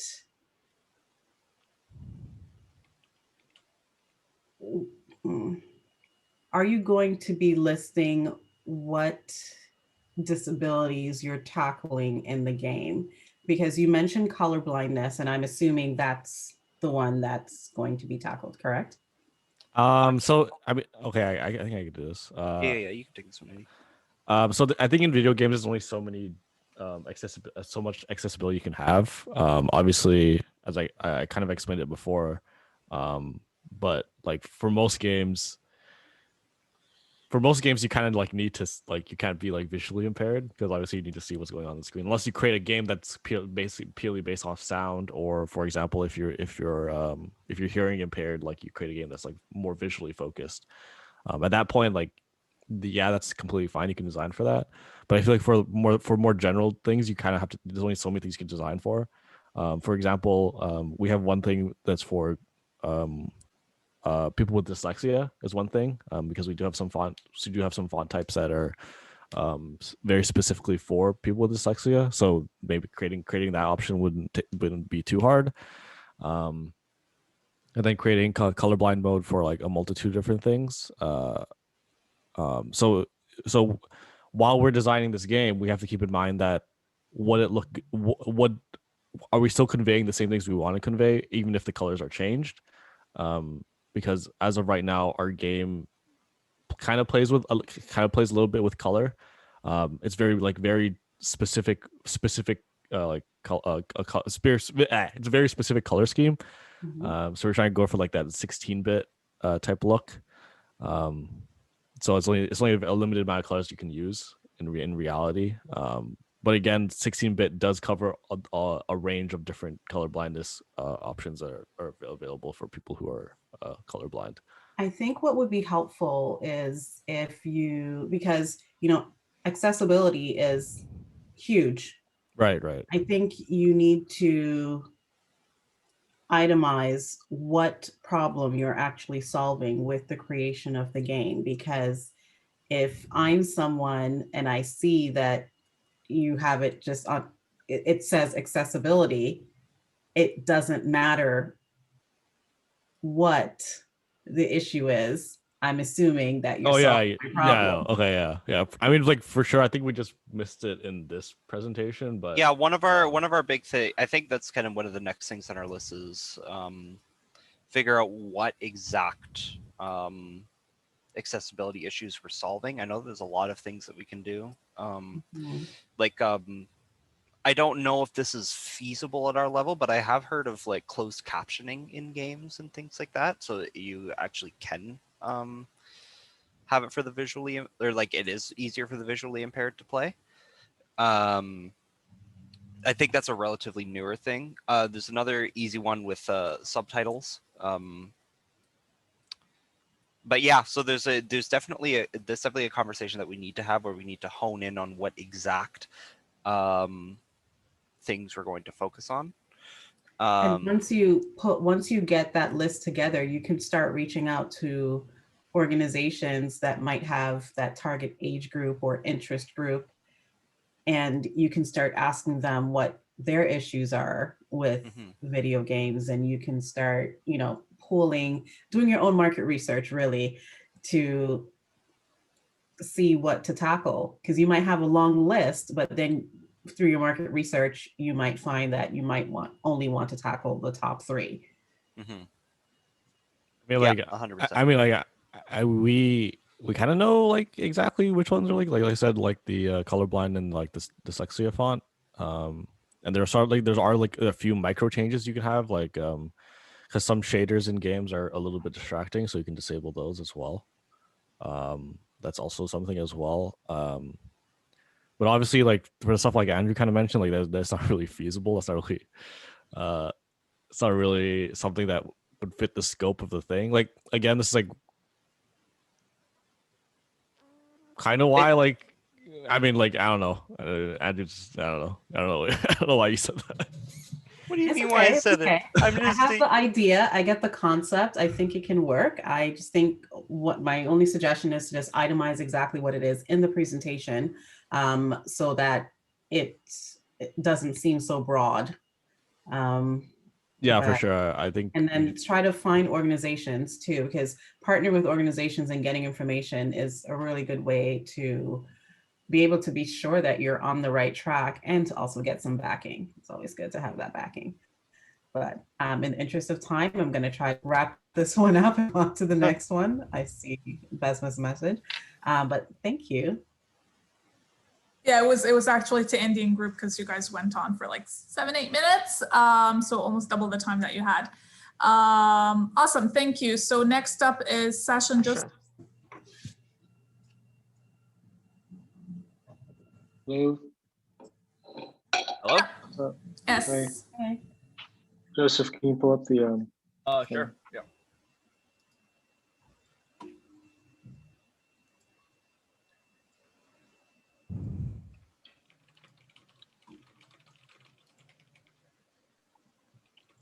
Can you guys see this? Yes. All right, sweet. So I guess I could start. I guess we my could bad. start. Yeah. All right. Hi, I'm Sasha Ayal, and I am Joseph Tran. And we are Momentum Games, and we're developing a indie video game. So who are we? I'm Sasha Ayal. I'm the game designer and level designer. I do like most of the code, and I'm the project manager and the project owner. I'm Joseph Tran. I am the 3D artist in charge of creating the 3D art assets and the animations for the game. So what is the problem we're addressing? Currently, we're developing a open-ended survival horror immersive sim. So for those who are unfamiliar with those genres, survival horror is games like Resident Evil or Silent Hill, and immersive sims follow under games like System Shock and Dishonored. Currently, the market kind of has a huge lack for these games. If you look online, you're going to find a lot of people who are looking for this type of genre because it's a very underserved genre. And the demand is high, but not enough supply for these games. And especially at a high quality and high level, there really isn't that much available for the genre we want to try to hit. So for our value proposition, we came up with the value proposition that for survival horror and immersive sim fans who are looking for an immersive horror experience through gameplay, we have developed an open-ended survival horror simulator that will provide an experience that will cater to survival horror and immersive sim fans. So what do we hope to accomplish within this time period? We're pretty much on track to have a demo out near the end of this month, or at least by early July, at worst, maybe like mid to late July.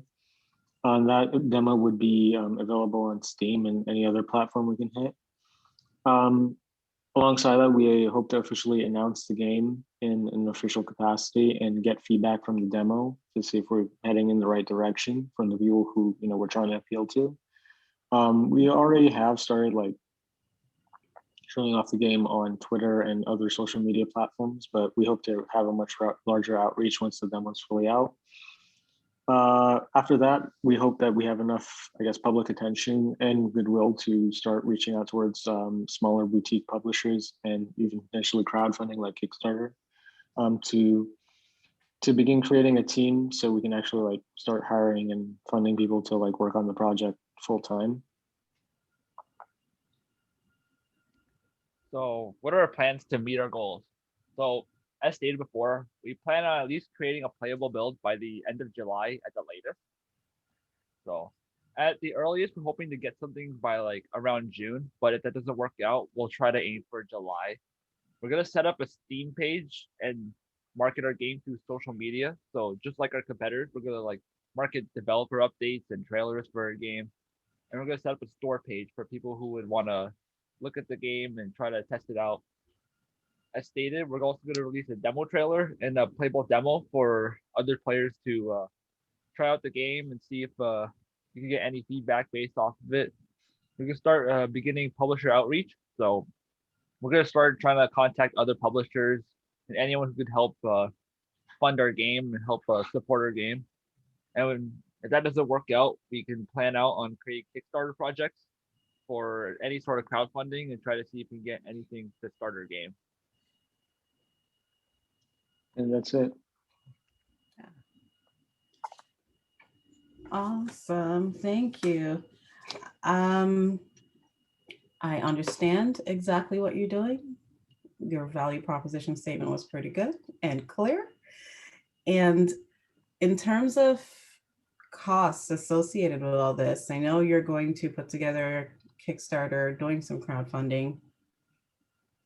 Do you have everything itemized? And you're trying to build a team, like, do you have everything itemized as to how much this is going to cost you and how much money you need? I've been doing some number crunching, I guess. I guess they're fairly rough estimates for now, but I have been working with modelers and artists, and based off the commission costs and like general research, we have kind of figured out like salaries and potential costs. The only other cost that we'd have to consider is potentially licensing for like engines and stuff. But because there's a lot of variation when it comes to like individuals on how much to pay for salaries and stuff, like it's a bit hard to pin down now. But I think over time we're going to definitely sort of create a salary estimate, and we're hoping to just have a small team, like maybe 4 or 5 at most. And I think that would be more than enough. Okay. I just want to make sure you have all your numbers in order before you start doing any crowdfunding or before you start trying to find other sources of finance, because you don't want to get to a point where you've gotten the number that you asked for, but you realize that you need 50% more to make it happen, right? So make sure you include your marketing, your like everything in it. Absolutely, for sure. Awesome, but it was pretty good. Thank you. Thank you. Who's next? That would be May. Yeah, I can go. Just give me a second. Can you see the screen? No? Not yet. Not yet. Can we see it now? Yes. Yes? Okay, good. Yeah. All right. So my name is Mayan Guillory, and my business is why does it, sorry, my screen is being weird. Okay. I think this, can we still see it? Yes. Yes. Okay. So my name is Mayan Guillory, and my business is Buse Designs. Sorry, give me 2 seconds. My screen's being weird. Okay. So my goal is to help home/apartment owners to live in their home. Live in the home of their dreams by making it sustainable while offering easy to afford services. Who am I? So my name is Mayan Guillory again, and I'm currently attending Sheridan College, going into my second year at Sheridan. And at Sheridan, I am studying architectural technology. The problem that my venture is addressing is, so my customers have, the problem my customers have is they don't know how to design their homes, the home of their dreams, and make it environmentally friendly. So everything you buy for your home can affect the planet in a negative or positive way. So I'm just trying to make sure that all my designs are affecting the planet in a positive way. What's the value and proposition and solution? So Buse Designs is focused on designing homes sustainably for those specifically moving into new homes or apartments. And each client will receive an informational booklet on green living after I'm finished with the designs. My competitive advantage. So most designers don't exclusively offer sustainable design, while my business is just doing that.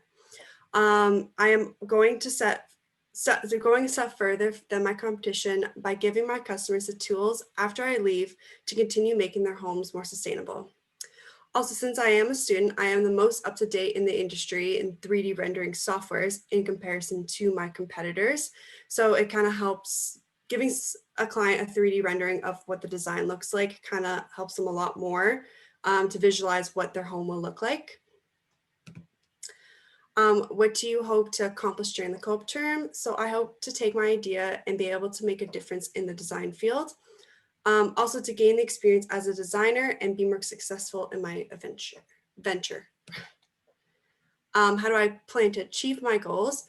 So I'm planning, or I have been, marketing myself through social media, specifically Facebook and Instagram.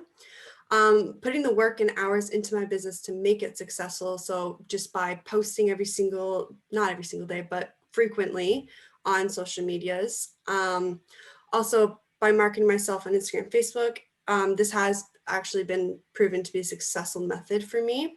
I've gotten a couple clients out of it so far, which is good. And I also plan to create a website after I have developed more of a client base. And that is the end. All right. So I moved really quickly. It's okay. It's okay.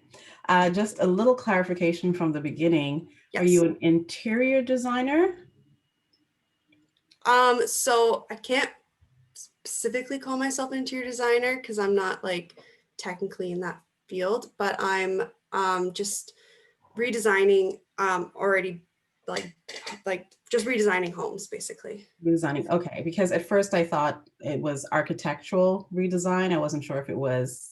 Yeah, I don't have any licenses to do the more nitty-gritty stuff like that. Eventually I will be, but as of now I can just redesign, like decorate apartments and condos. I think there needs to be a little bit of clarity around that then, so that, because at first I really, because then when you said you're an architectural student, I'm like, okay, so I don't know which one it is. So just a little clarity so that people know that you are going to help them live in a more sustainable space by redecorating or redesigning the interior of their homes. Okay. Right? Yeah. You said new homes and apartments. Are you talking about new builds or just you're moving to a new space? Moving into a new space. And if I already live in my space, but I want to zhuzh it up, can I still call you? Yeah. Okay, you need to make that clear too. Okay. I like the fact that you're already marketing yourself or marketing your business. Are you marketing, well, once you're clear about what you're going to call yourself, you need to definitely market yourself on LinkedIn because you are going to be seeking the professionals who might need your services in their homes, but also a lot of realtors might want your service. All right, so yeah, kind of forget about that social media platform, to be honest, sometimes. LinkedIn is golden. And the thing for LinkedIn, how you have to use it though, is for in your instance, I would join a lot of LinkedIn groups, and you can use the same for Facebook, but I think LinkedIn people look at it more. Yeah. Join groups that pertain to my industry, and then you start giving tips in those groups, and then people come to you because they see you, because you're positioning yourself as an expert in that field. Yeah, very smart. Yeah, I'll do that too. And start looking into those partnerships with realtors. Definitely do that.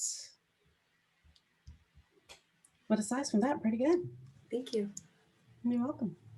Awesome. So last but not least, Zachary. Hi. One sec. Let me just share my screen. Let me know if you can see it. Yes. So this is an idea that I'm pivoting to from my old idea. So this these slides are a little rushed right now. I'll refine them soon. So basically, what I want to build is like an art application, specifically something for sharing art and selling like commissions, and something dedicated to mobile. So right now, the competitors that I've identified so far are DeviantArt, ArtStation, Twitter, and Tumblr. And the reason for Twitter specifically, since it's not really focused on art, but I've seen a lot of artists move from the more traditional art sites to Twitter, and I think they're doing it because like there's a number of reasons. So I think the big one is just it's easier. It's easier just to post their art there and share it, and it brings the social component of art sharing. It brings that out, whereas the more traditional like hobbyist art sites and such, you have less of that community, I find. So the big problem with sharing on social media is your art gets buried very quickly by like regular posts, by your other posts, everything. You know, so it's kind of it's disorganized, it gets lost. And then the problem with the more traditional art sites is community engagement, and like the difficulty of sharing.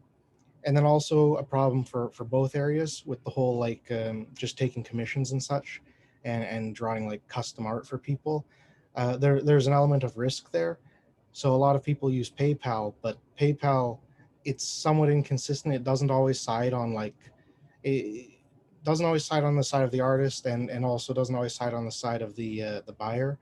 So you might have a problem where somebody's like you've commissioned something, and then a year later they still haven't finished it and you want your money back, but by then you're past PayPal's buyer protection. So what I'm proposing as a solution to these problems is essentially a mobile art site, which it has social media features. One of those would be an art focused timeline. So rather than having the art mixed in with like comments and other like current events and other such things, there'll just be a timeline specifically for art. And then you could have a timeline for everything else. And then we could have built-in productivity tools. So things like Trello and other such things. Like you could have, you could see your revenue, since the idea is you would take commissions through the site. Um, so you'd be able to see graphs of all that, and even see like trends, and that would help people figure out like what pricing they should, like how they should charge their commissions. And then that's also where it ties into transaction protection. My idea for how we would do the transaction protection is essentially if someone does like an unfair chargeback or some other such thing, um, like if someone buys something and then it never gets delivered, we would have somebody look into it, and on a case by case basis they would make the decision like what do we do about this? Do we refund the money or whatnot? Or do we pay the artist anyway, even though we've lost money now? But we would do that on a like it'd be case by case, and then of course if it's consistently happening to someone, like at some point we would have to we wouldn't be able to help them anymore, since they could be trying to take advantage of us. Um, yeah, so the monetization strategies would be potentially a premium account, and that would be mostly for things like probably integrations with different services. So things like Picardo, so people could stream their art, and maybe like Twitch as well. And then we would let artists advertise, specifically just artists using the site. So it wouldn't be advertisements from outside of the site. And then there would also be a transaction fee on every commission, and then that would help, of course, pay for um, that protection thing, the transaction protection. Now, as for the minimum viable product, an art timeline and gallery are going to be the core components of this system, and obviously we'll need a way to make money, so that comes in the transaction protection, since that's built into the whole selling the commissions through the thing. We need a way to motivate people to actually use this service to sell their commissions. Otherwise, why would they take the extra fee? You know, otherwise they would just go straight through PayPal. So if we can provide some value in having them do their transactions specifically through my site, I think that would really that would help essentially. And then Twitter integration, since I've seen a lot of people on there, and a lot of people, what they like to do is they like to cross post their art. So they'll post on like Twitter, they'll post on like DeviantArt or Tumblr or some other sites. If we integrate that and then you just post it to one site and then it automatically posts every other site, that it adds a lot of convenience. And then my site becomes the go-to site because you just post in one spot and suddenly it's everywhere you need it to be. So in summary, an art timeline will be an essential feature so that you can kind of, and also another thing I forgot to mention with the art timeline is the ability to share. So that's one of the big things on Twitter is the ability to share art makes it really easy to find new artists you already follow, like who they like. So you really build a community around like all of that. And so being able to easily share it and not like, so that's another thing with traditional art galleries is they don't share very well. You can have favorites, and then like if that's the closest you can get to sharing is digging through somebody's favorites. But with an art timeline, you can have it so an artist you follow, if they share something, it just goes right in the timeline, and then the timeline is just all the artists you follow and then everything they share. Pretty much the way Twitter works, but art focused. And then transaction protection. That's another vital thing. That's how we're going to make the money essentially. And yeah, that's pretty much my idea. Thank you. I do have a couple of questions. Mhm. Do you have a good lawyer? No, I don't know any lawyers. You Yeah, probably that's will need to find a good lawyer because that's the thing I'm thinking about. Sorry. you have to think about the licensing and copyright issue when it comes to art. And then if you are trying to do transactions outside of a place like, the trusted people, the PayPals of the world, you are going to need to make sure that you have good protection yourself. Yeah, that's really my main concern when it comes to the transaction protection part. And really just like taking money through it in general. I'm not sure how I would do that. That's like the rest of it. Like I have a great idea how I can do that. The art timelines and such. I know I can do that part, the technical component, but then the legal component, I don't know anything about that. So that's really where I need to like figure things out, and probably would need to work with somebody since that's not my area of expertise. Oh, definitely. Don't take on something that you're not the expert for, especially something this big, because you have to think about not only your agreements for the platform itself, because you have to make sure that you are not liable for people copying people's work on your platform. Yeah. Like Twitter makes you sign that agreement, click that agreement that you don't read, but people can take their artwork because you already agreed to it, that it's public. Yeah. So you have to find ways to make sure you're protecting yourself, your platform, as well as the payment component of it. Mhm. So Yeah. those are just my big takeaways for you. Good business lawyer. Yeah. I think that is definitely the main thing for this. I'm also not exactly sure how I would do the transaction protection. I have some ideas, but that's an area which needs a lot of work. Okay, so we're gonna wrap up this section just because it's 12:58 and we already have our next guests in the room. But Dwayne, thank you so much for your time, for your feedback, for being generous with your time and willing to stay behind to give everyone feedback. And to everyone, Dwayne is one of the mentors that you will have access to throughout the semester. So she has already set her availability up on the link that I provided you on Slate. So for anyone interested in talking more to Dwayne and going deeper one-on-one, you can book time and connect with her that way. So that's it for today, Dwayne. Thank you so much again, and we'll see you soon. Thank you, Dwayne. All right. Thank you all so much. And, good luck. I look forward to seeing you all sometime. Thank you. Thanks a lot. Okay, so we're gonna roll right in. It's back to back today. So welcome to Susan and Greg from MBAC.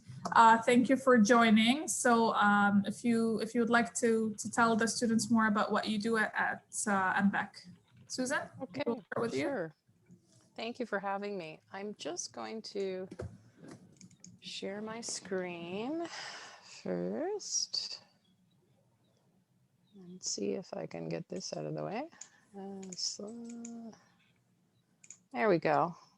What a beautiful day. Okay, so I'm not too familiar with Zoom, so I'm just getting myself coordinated. Okay, good. Okay, so thank you very much for having me. Welcome to 10 Steps to Starting a Business.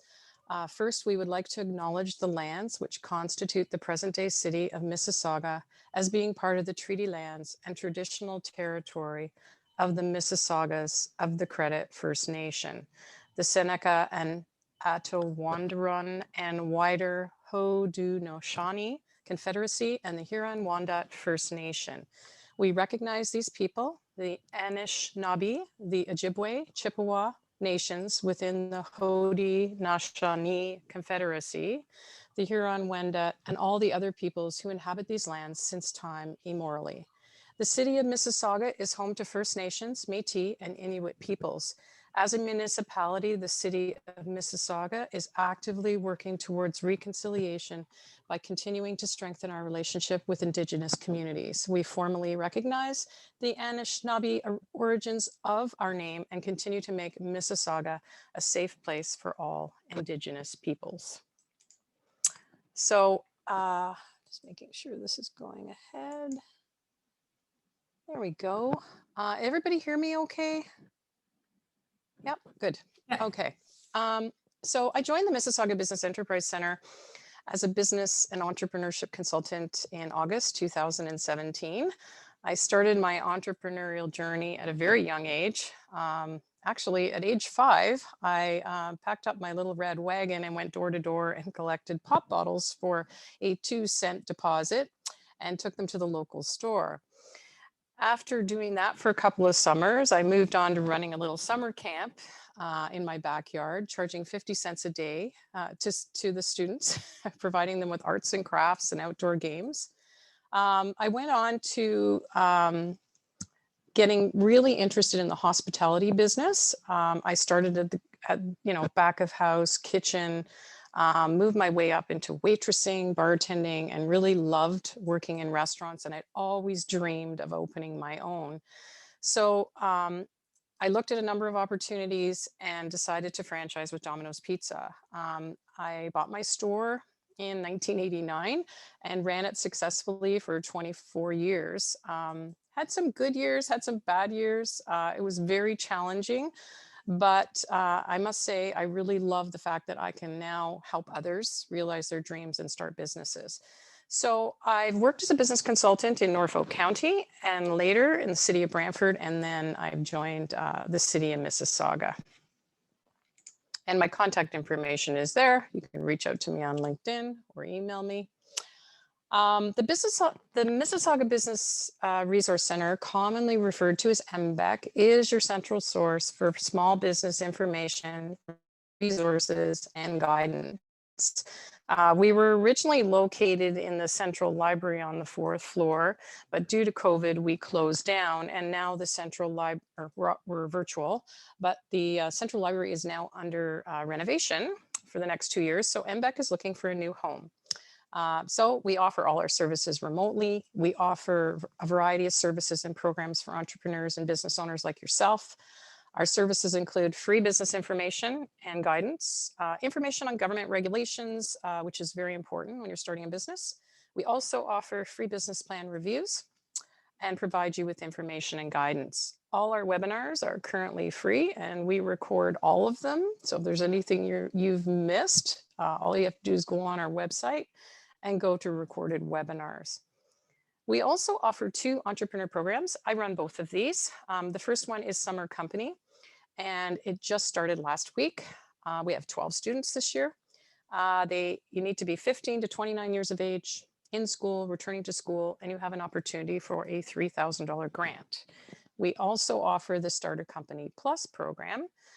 This will be opening up again in August, and this is for anyone 18 and up, not in school, looking to start a full-time business or expand a business, and you have an opportunity to apply for a $5,000 grant.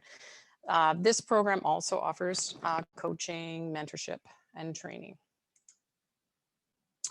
So these are some of the sessions that actually you just missed. But as I said, getting started with your first website, a guide to blogging, both of these will be available probably in 2 to 3 days. They'll be recorded. We also have how to get started, entrepreneurship in Mississauga. So I think that would also be a good one for you. These are an example of some of the recorded webinars that are currently available. How to write a business plan, that's mine. And I basically go through every section of a business plan and give you guidance there. We've also started some sector specific workshops. So this one, starting a consulting or coaching business. We also have one for anyone interested in the food business as well. So there's all kinds of social media, because social media digital marketing is so popular. We have all kinds of workshops. And we have some upcoming events that I'm very excited about. Every year we offer a women's event. It's very popular. We have a keynote speaker and a number of other guests, local business women that have become successful. We also have another very popular event called Doing Business with the Government.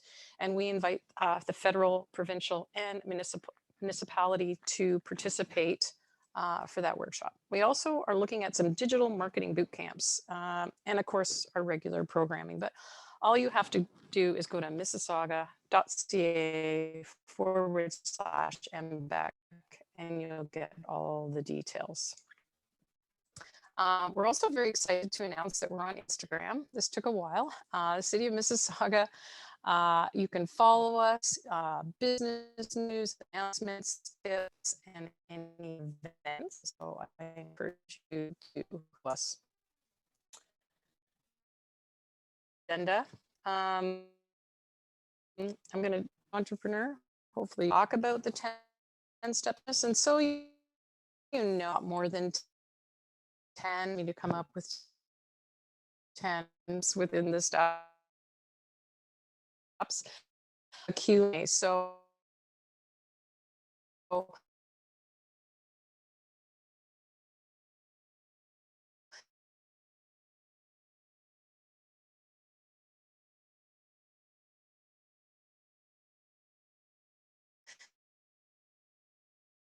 time for companies open every year, big business. Susan, sorry to interrupt. There's a lot of lag in for me and for a bunch of the students. Yeah, it's cutting off. I thought it was from my end. Did we lose Susan altogether? I think she has internet issues. We can't see her anymore. Yeah, I think so. She's frozen. Susan, can you hear me?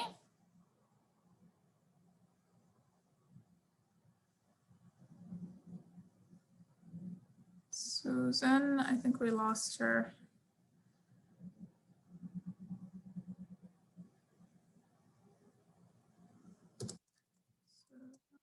Yeah, we lost her.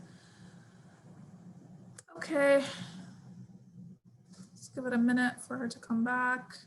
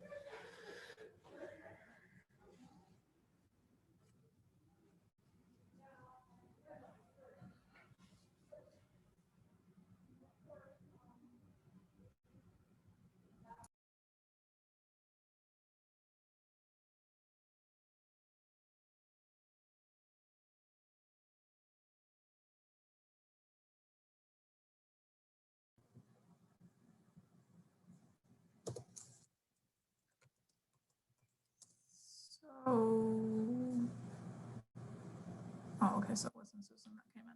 Okay.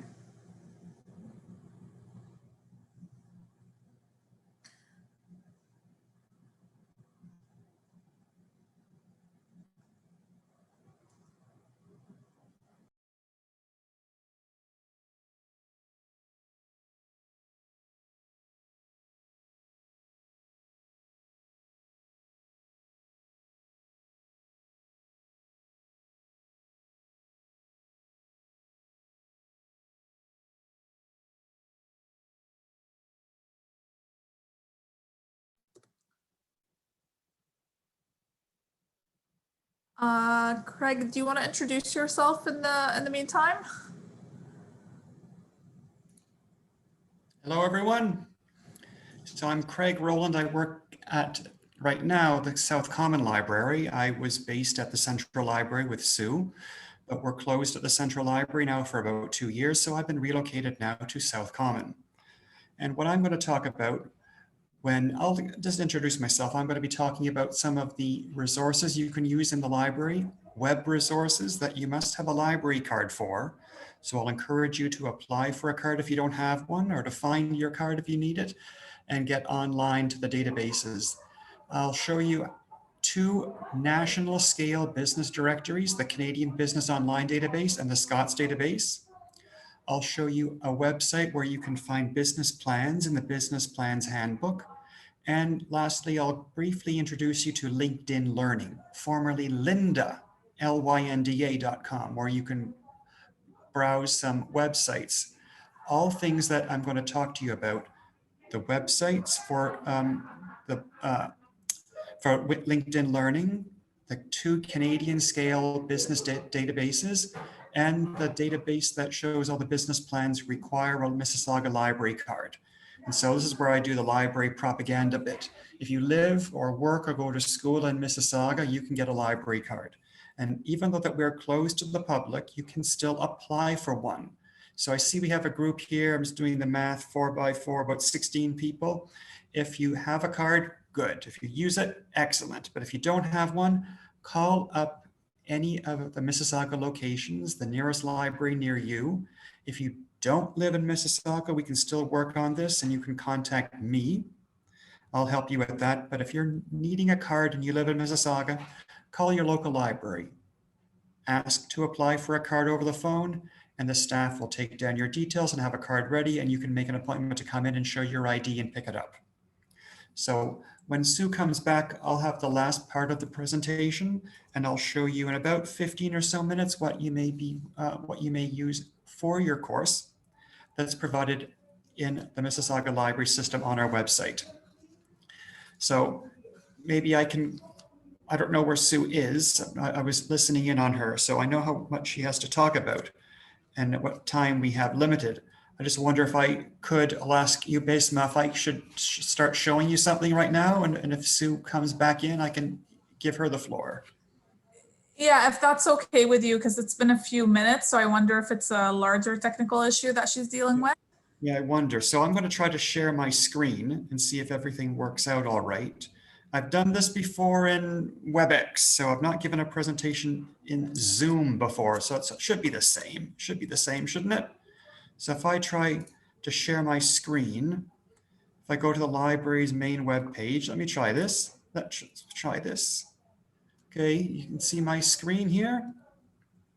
Okay. Not yet. Not yet, not yet. Okay, let me see. He has, he's co-host, so he's allowed to share screen and everything. So, Craig, once you click on share screen, a whole bunch of screens pop up for you. So you choose the screen that you want to share. Okay, so I don't know if I see this what I like. It should be in the middle. Okay, there it is. Can you see the inside Mississauga? It's loading up. Yes, now we can see it. Yes. Okay, so if I go to the library page, okay, here's the Mississauga. Oops, not that one.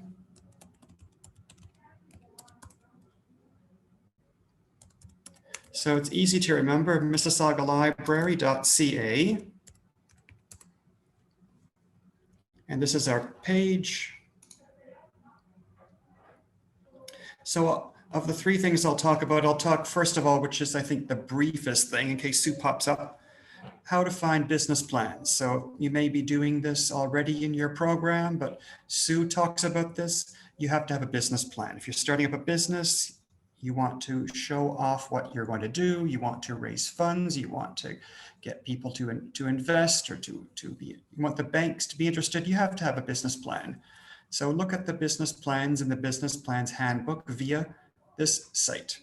Under research and learn, you see on the right side of the libraries page, click under reference, and then Gale eBooks. And then when you click on that, thankfully the interface for Gale eBooks still shows the business plans handbook right up here at the very first. So you click on that one. And then you should see the business plans handbook. This is a series. We have multiple series in print, but the whole series is online. So you can click on that. And I was supplied with some of the entrepreneurial interests of the group. And so I've done a bit of business plan searching in advance. And I know that there's accounting. There are some accounting people in this group. And that's one that yields a lot of business plans. So I could just enter the keyword accounting and I get accounting services, accounting consulting. And I'll just click on this one.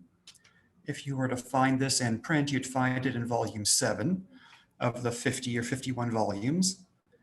And this is the accounting service business plan, just what you expect a business plan to be. These are actual business plans, not things that were just created out of theoretical what a business plan could be. This is an actual company that had a plan.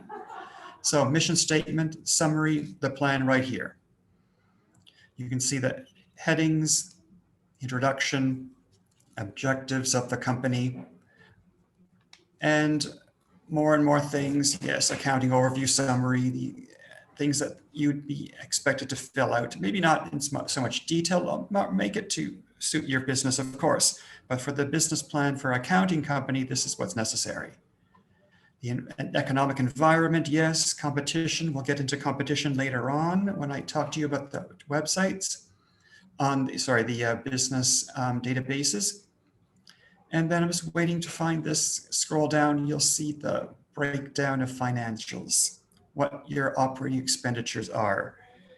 Here's some of them: budget, what you're spending your money on, your very first company, advertising, yes, advertising, and how are you going to spend it?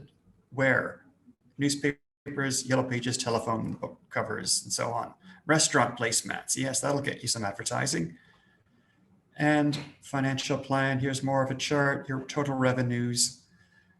Some of these profiles have revenues, expenditures for such things as legal expenditures, rent, and of course, salaries if you have some. So that's just one example of a business plan for an accounting firm.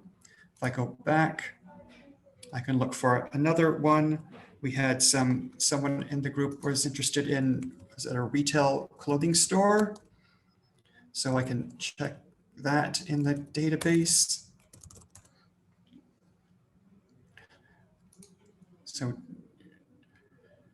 So a fashion or clothing store, many of these businesses for retail are similar in their business plan, but here we'll talk about who we're serving. It's a business clothing store, but for whom? Or is it a baby store? Or is it a women's store? Is it a store for club wear or for younger people? So this is who's your market.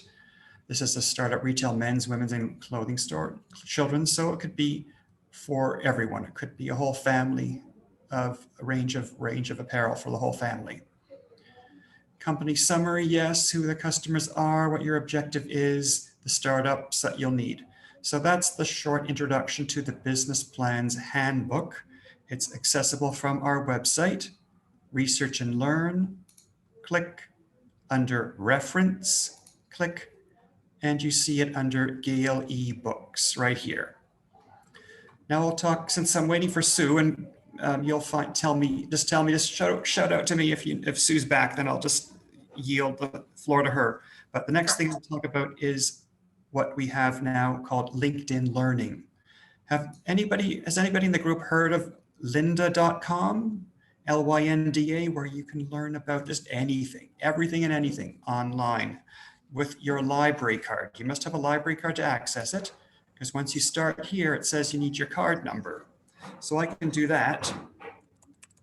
So I believe the students also have access to it through their Sheridan student card. You do. So if you do, I don't want to waste any valuable time. I'll happily talk about No, it. I mean, it'll be great for you to explain how it works though. But yeah, they have, then they would have double access to it basically.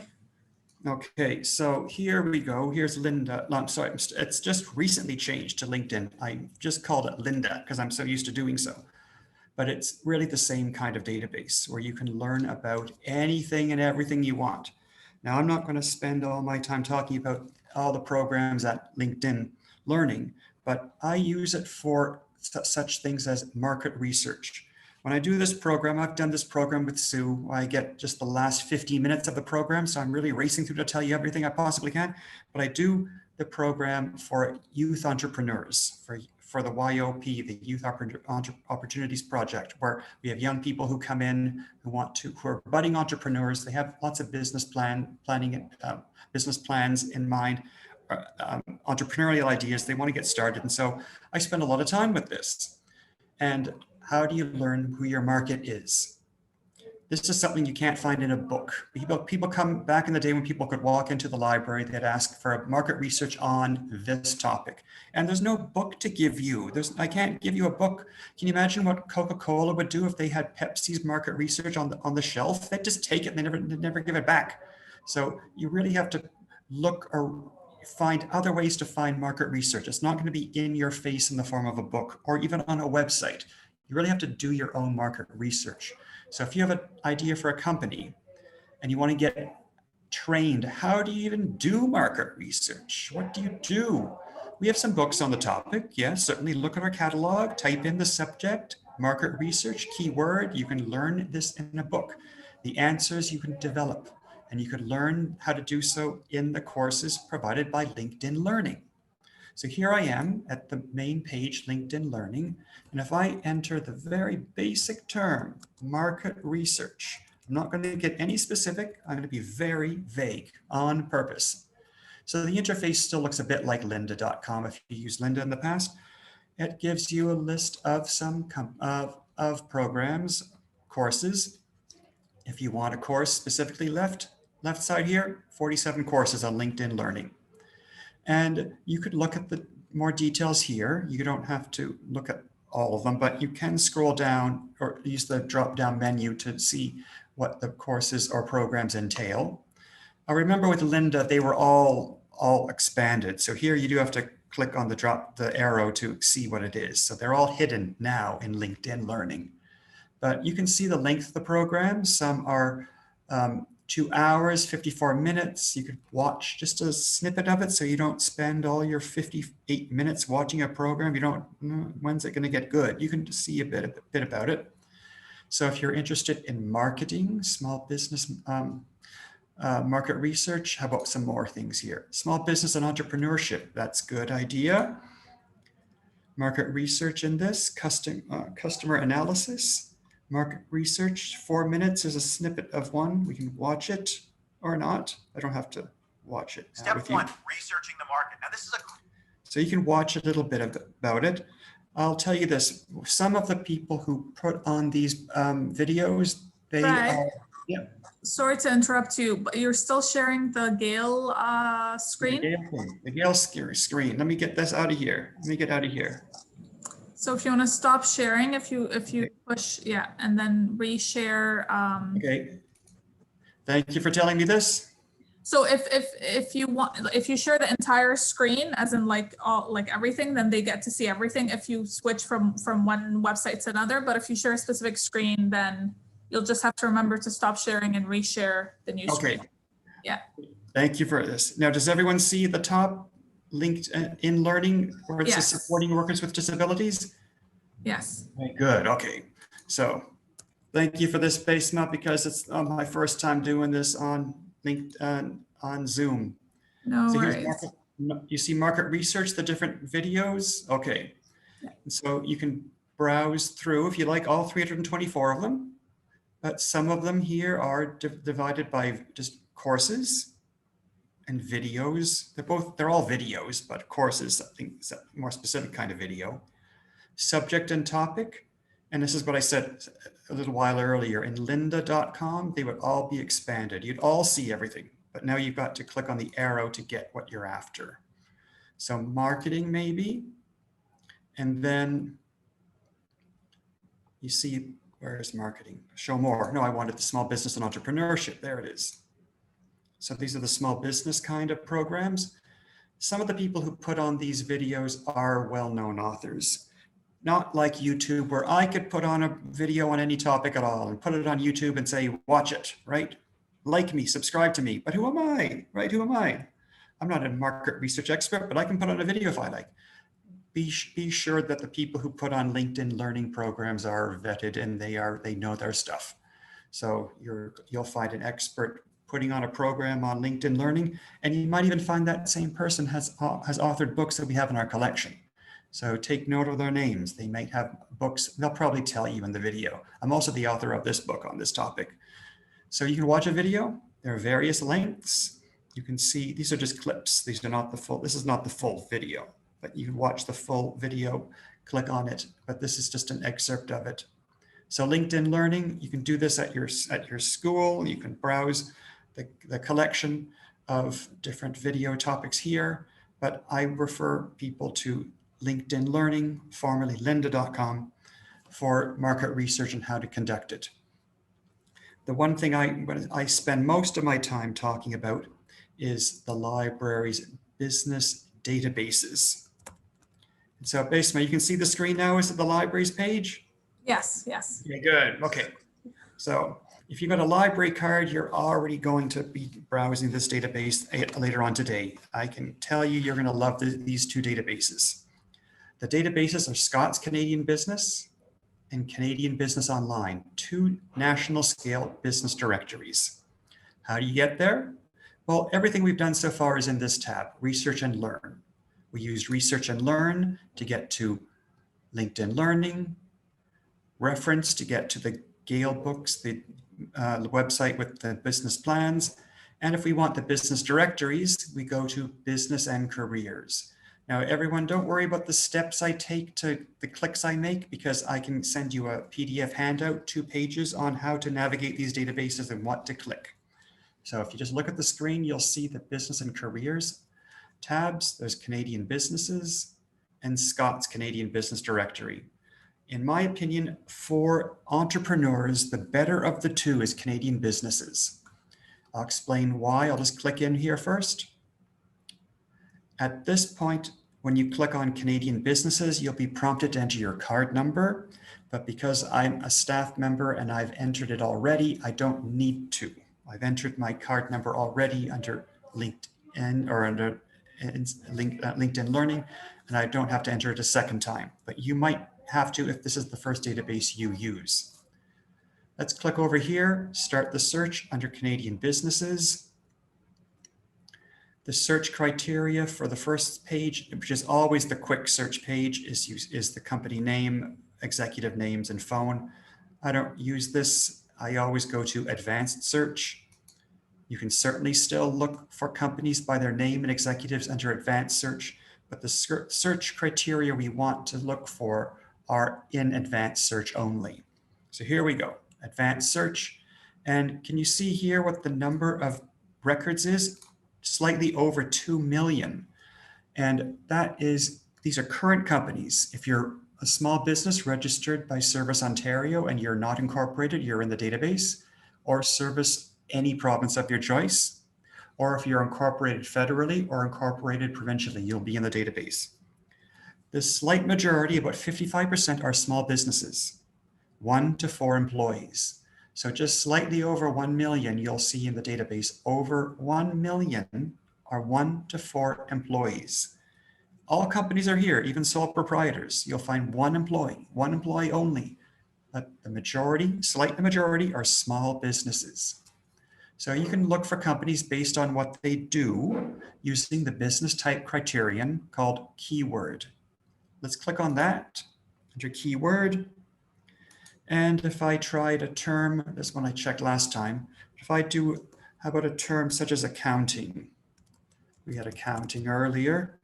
I'll just type in accounting and I will get exact matches first. I typed in accounting, so I expect to get accounting, and I do accounting, accounting, accounting.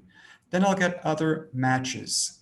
This database has a degree of intuition built in, so it gives you like matches, not exact matches, which we expect, but also like matches, similar matches afterwards. So if you're a business, if you're an entrepreneur with a business plan for accounting and you want to see what other businesses are like that do accounting, sure, click on that one. And it then transfers to the bottom under selected. But there are other things too. If you are interested in maybe software solutions, or there might be some other things, tax return transmission, maybe, then you can click on that too. You can go crazy clicking as much as you like. But if you just want the first one, which is the best match, click on it and do an update of the count. So you see 5,228 companies in Canada are in this line of business, accounting and bookkeeping general services. That's across the country, regardless of the size of the business. So you may want to narrow it down a bit. And let's do that next by geography. The geography criterion is here. If you want to establish your business in a certain city or a certain region, like the Greater Toronto Area, you can click Census Metro Area, which will give you all the cities in the GTA. And you therefore do not need to click on every single city one by one by one by one when you click on the city criterion. But if you want a few cities and not as many in the GTA, then you do have to click city. And so I'll click city to show you how it works. You click city, it's added below your province, Ontario. And so you can type them in here. So if you want Mississauga, yes. How about Brampton? Okay. And how about maybe Oakville? That's it. And of these 5,228 accounting companies, how many are in Mississauga, Brampton, and Oakville? 204. Now I can view the results and see them. Now you can imagine that some of these companies might be very big accounting firms, like PricewaterhouseCoopers or Deloitte and Touche or Deloitte. These companies are big. You may not want to deal with, worry about dealing with these big firms. Maybe you're just looking for companies that are small businesses, like you're going to be starting off as. Maybe you'll just have one employee, yourself. Maybe you'll have a couple. How about comparing your business to those that are already established? So you can go back and revise your search right here, revise. You can do a search within a search. Let's do check the employee size, business size, number of employees. Click that. And we can choose if we want 1 to 4. I'll enter that and narrow it down. Look at that, from 204 to 184. 184 of 1 to 4 employees. That's very interesting. So let's view the results. And they're all listed alphabetically in the cities that we've chosen. And you can click on any one of the blue company names. I'll just click on this one, ABC Accountants, and see the company profile. Now this is the company name, address, phone, fax, a description of what the company does, their accounting and bookkeeping. Yes, that's what we expected because we entered that. They established they're a new company from 2021. And 3 employees. They are a single location, so not like a Tim Hortons or McDonald's where there are multiple locations. They have annual sales, which is $333,000. Credit rating, which the bank assesses. Management directory, 1 person is given. We only have 3 employees, so we're going to get 1 person. Sometimes you will get companies that have got lengthy management directories. And the expenditures. Now you are the accounting people, or the person perhaps might be watching here. If it's your business, this is really important, and all companies will have these expenditures listed. they self-report. Generally speaking, there are figures in these boxes. Rarely you'll see not available. Not available. They just don't bother to report. That's rare. You'll often see the expenditures. This is a company that was formed in this year. We're now starting the 6th month of this year. So this company with 3 employees making $1/3 has spent this much on accounting, legal fees, advertising, and all this. That's what you might think you should be expected to pay if you're going to be establishing a similar company. You can compare other companies too and see how well they're doing and what they're spending by looking at your competitors' report. These 2 figures or 2 charts are always hidden. You must expand them. Competitors' report at the very bottom. So if you're also an accounting firm and you're looking for other accounting firms in the area, they're all in the area. I must stress that. I entered Mississauga, Brampton, and Oakville at the very beginning, but competitors, they're all going to be in Mississauga. You really aren't going to be a competitor if you have a firm in Mississauga and there's another firm in Oakville. Yes, you do the same line of business, sure you do. But Mississauga, these are all Mississauga companies because they're more competition to each other. They're in the same city. Of course, if you look for a region such as Malton, if you indicate an address or a region or a postal code and it's Malton, you'll probably get Brampton and maybe even northwestern Etobicoke, because it's in a border region of Mississauga. Likewise, if you're in the Meadowvale area in Mississauga, you might get Milton and Oakville. So it's not necessarily, oh, you're out in a different city. Well, you're a competitor. Just cross the highway and so you're a competitor. So here are Mississauga accounting firms. If I click on any one of these, you can make sure of that they're small companies. They're not going to be huge firms. They're competitors. So this one is called Barakat Accounting Service. I know this, I live in this area. So one thing I picked on 55 Dundas, the other one because I know that street. And this one's just around the corner. So these are certainly, these are competitors. They are small accounting firms and they're around the corner from each other. This guy has got a website and 1 employee, and Ahmad Barakat is the owner. So he's everything. He's that one. When did Mr. Barakat form his company? In 2006. And he's spending this much on accounting and this much on advertising and insurance. And you could therefore chart this company, make a chart, make a graph and see how much money these companies are making, how many people they're employing, they've been in business how long. And you can look at more and more competitors and see how well they're doing. You could see where there may be too many accounting firms in one area. Maybe there are some in other different areas of Mississauga that aren't really populated by accounting firms. Another category which is always hidden, which is important for entrepreneurs, is nearby businesses. This company's accounting firm. It may not have a walk-in clientele. I really think nearby businesses is helpful if you have such a business that has a walk-in clientele.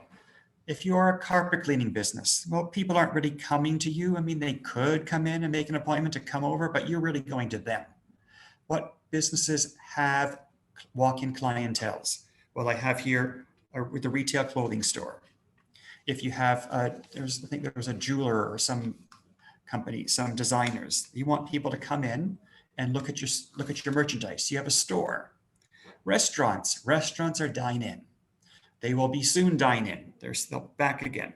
But some companies like reunion planning or event planning, these are where you go out and see them. So nearby businesses may not be that important to you, but if your clientele is a walk-in, then this category is important to you because you click on nearby businesses, expand it, and you'll see all the companies in that area.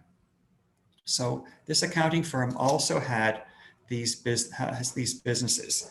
Now I know Barakat around the corner from the other company, and they are in the Cooksville Colonnade. And that is also where we have one of our locations, the Cooksville Library. So in that building, that 3-story building, you'll see, yeah, I see Sue's back in. Sue's back. Yes, Sue is back. I'll talk about this later. I'll give the floor back to Sue. I have no idea what happened. I shared my screen, I did my presentation, and then I come back and you're not, did you see any of it? No. What were you Oh my speaking? goodness. Yes, the whole time. Oh my God. No, we lost you. Well, the thing is, when I share, I'm not too familiar with Zoom, but when I share my screen, usually on Teams, I can still see people. But when I went on here, I just figured you could see it. I didn't see you, but all I did was share my screen. Oh my goodness, I feel terrible. I'm sorry. My internet signal is strong. I don't know what's going on. Oh, yeah, we thought you had like a major internet issue because, yeah, so we lost you like 2 minutes into the presentation. You know what? It was a great presentation. It really was. Okay, let me try, and I don't have to, let's see. I'm sharing my screen. Okay, wait, I have to get my presentation up first. All right. Oh, technical issues. All right. So I'm going to share my screen.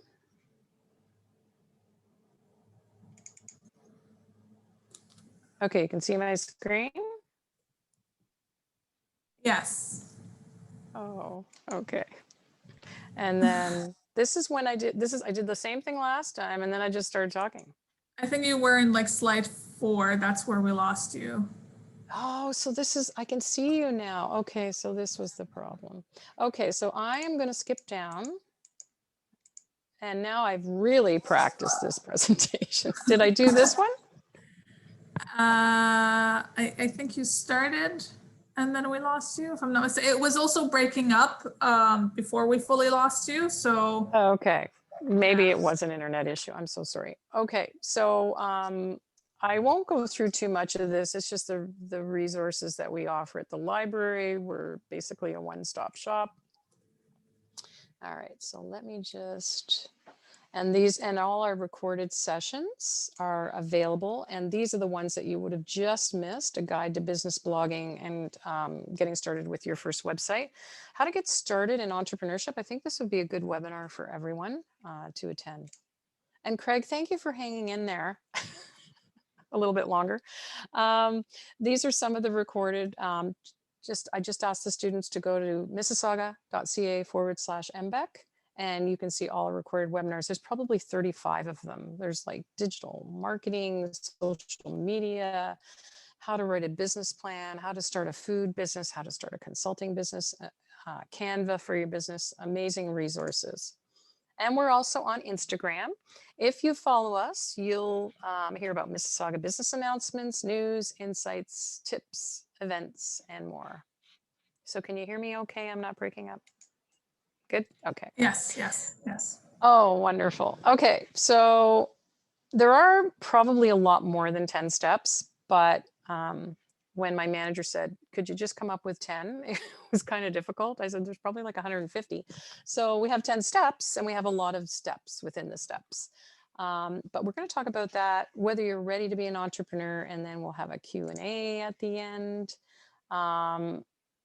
I'm going to skip that because it's just, so this is the BDC. It's an amazing tool. There's about 55 questions. So it's basically a self-assessment to find out if you have the attributes of an entrepreneur. Now, it's okay if you don't have them all. I never had them all. One of probably my greatest weaknesses was my organizational skills and time management. But when you identify something that you're not good at, then you know where to go to get help. So I actually took a time management course. I took one on organizational skills and bookkeeping because my bookkeeping was pretty disorganized. So once you identify them, you know where to go and you know what kind of things you need help with. So being your own boss, as everybody knows, it's really rewarding, but it's not for everyone. I had a client who was an electrician who had lost his job and wanted to go on his own. And I had a grant program that would offer support, and we had coaching and mentorship. And he came to me about 2 months later and said, I don't want to do this. Like, I hate being my own boss. Like, people call me on weekends and people expect me to come to their house, you know, at 6 o'clock in the morning if it's an emergency. He said, at least when I worked for someone, I had defined hours and I got a paycheck every week. So like I said, it's not for everyone. I've been in business. I've worked for people. I guess I'm just, you know, flexible that way. But yeah, it's important you know who you are.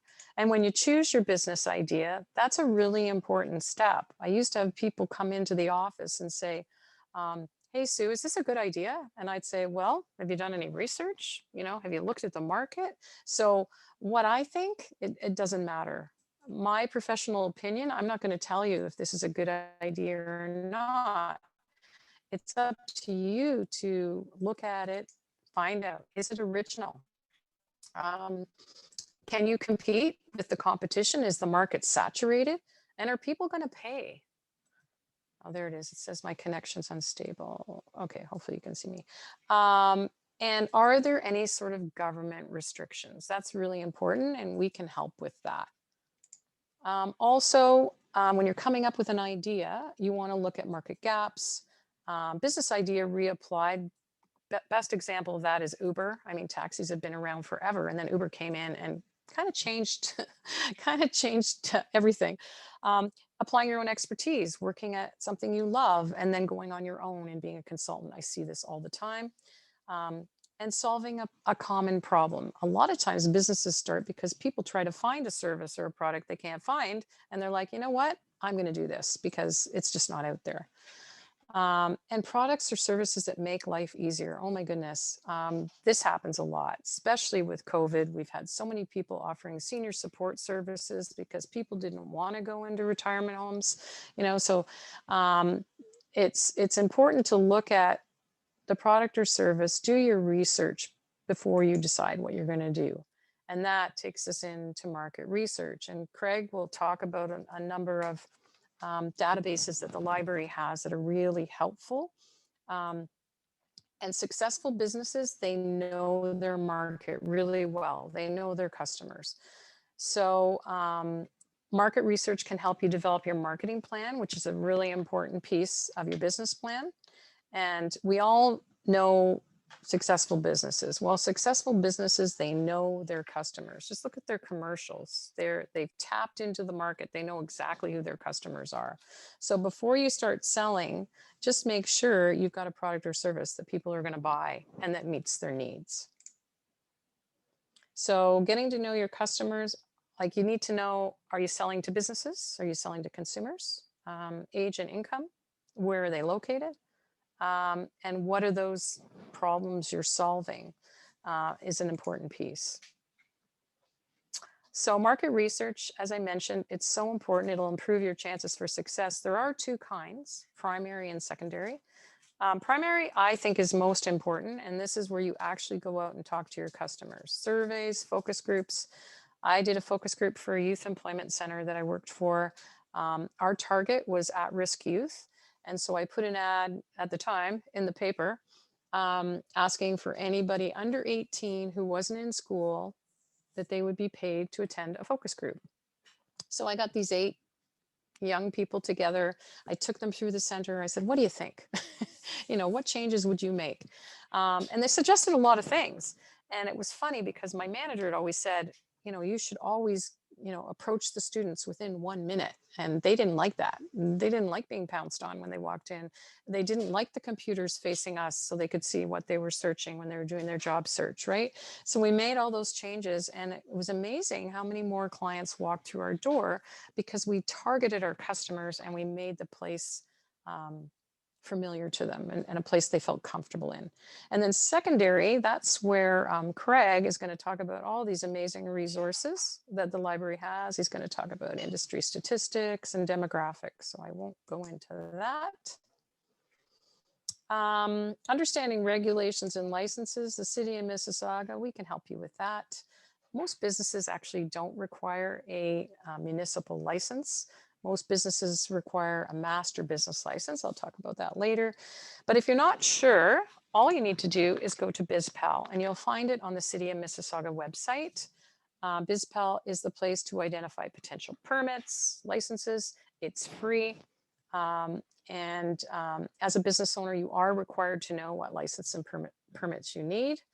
And if you're not sure, you can always call 311 and ask for any of your zoning or licensing questions. And the people they have on the line understand and will send you to the right department. As far as staffing goes, most of you, from what I can see, are solopreneurs, not planning on hiring anyone anytime soon, but it is something you might want to look at down the road, because again, you can only you can only make your business happen for you and how much work you can do. And there's only so many hours in a week. So maybe you can hire someone. They don't have to be an employee. Maybe they're a contractor. Choosing your location, you've heard it before, location, location, location. It's very important. However, if you have an online company, it probably doesn't matter where you are, as long as you have a strong internet connection. It's probably important.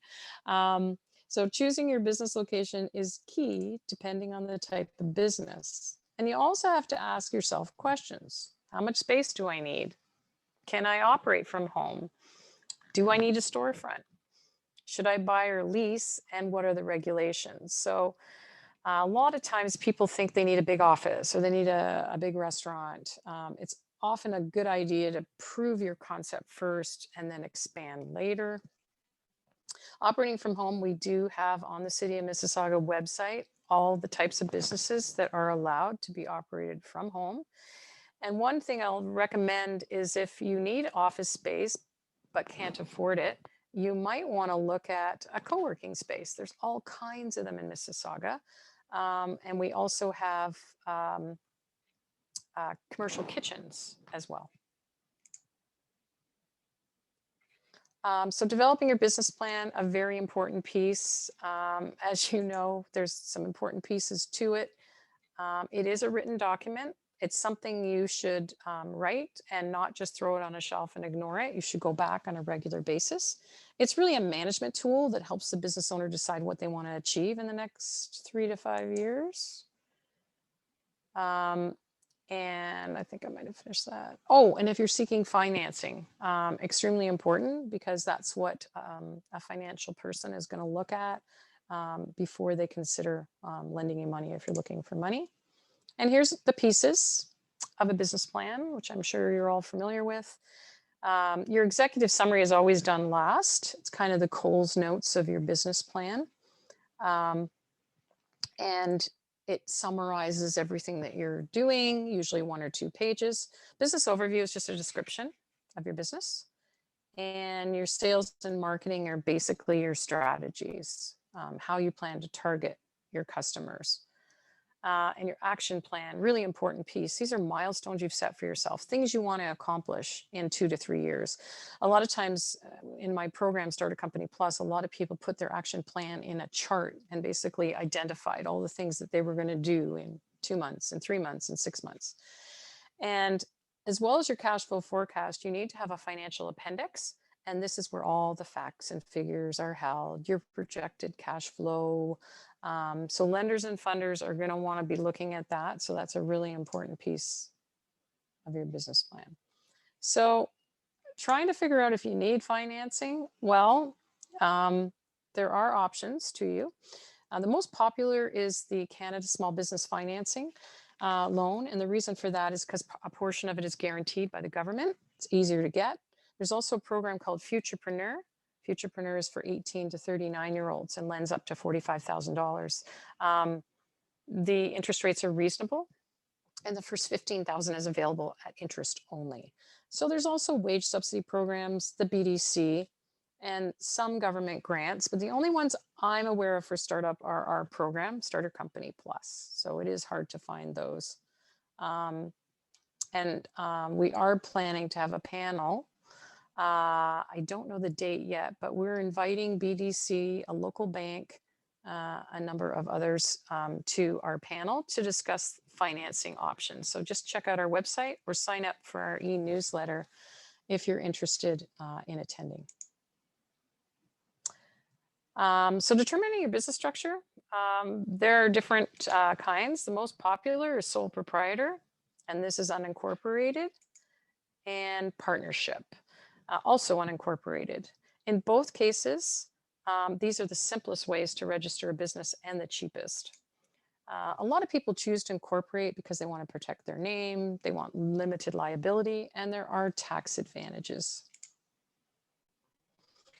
So once you've decided on the structure, you just need to register your business. It's very simple. You can go to Service Ontario, register your sole proprietor partnership. But if you plan on incorporating, we recommend that you seek a lawyer's advice. So sole proprietor partnership, it's $60 online. Incorporating, it varies. Federal is $200 and provincial is $300. So the last step is to basically open, launch your business. You've done the research, you've secured the financing if needed, you have your business plan in place, and you're ready to go. And we have a really great little video. It's actually a lemonade stand. It's really quite cute, but it has all the steps and links in there for market research, business planning, business plan samples. So I encourage you to check it out. And are there any questions?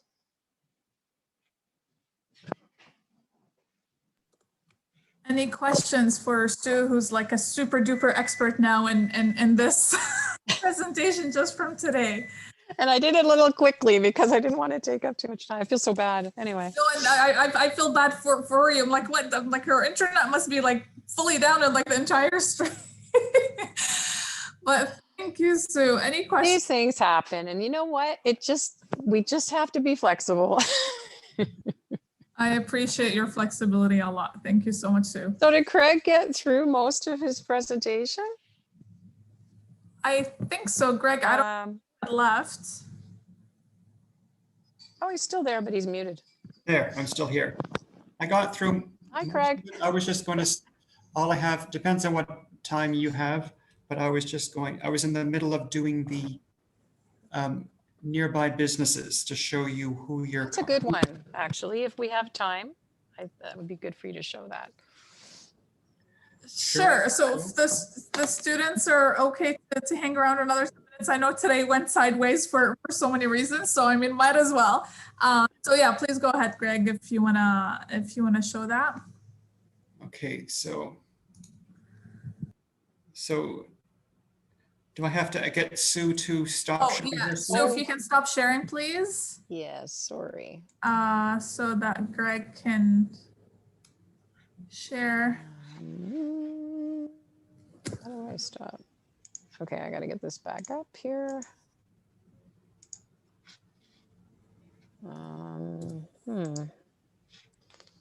do I get the screen to come back up? Oh, stop sharing. Okay. There you go. So we can clicked on stop. Yeah. So am I still sharing? Yeah, I still see it's showing. Okay, it's gone. It's gone. There we go. Okay, so let me get mine back up. I'll do share screen again. Okay. Okay, so this is, can everyone see that it says Canadian businesses up here? Not yet. Not yet. I don't think you've shared. So Okay, share screen, right. select the screen, and then click share. Okay.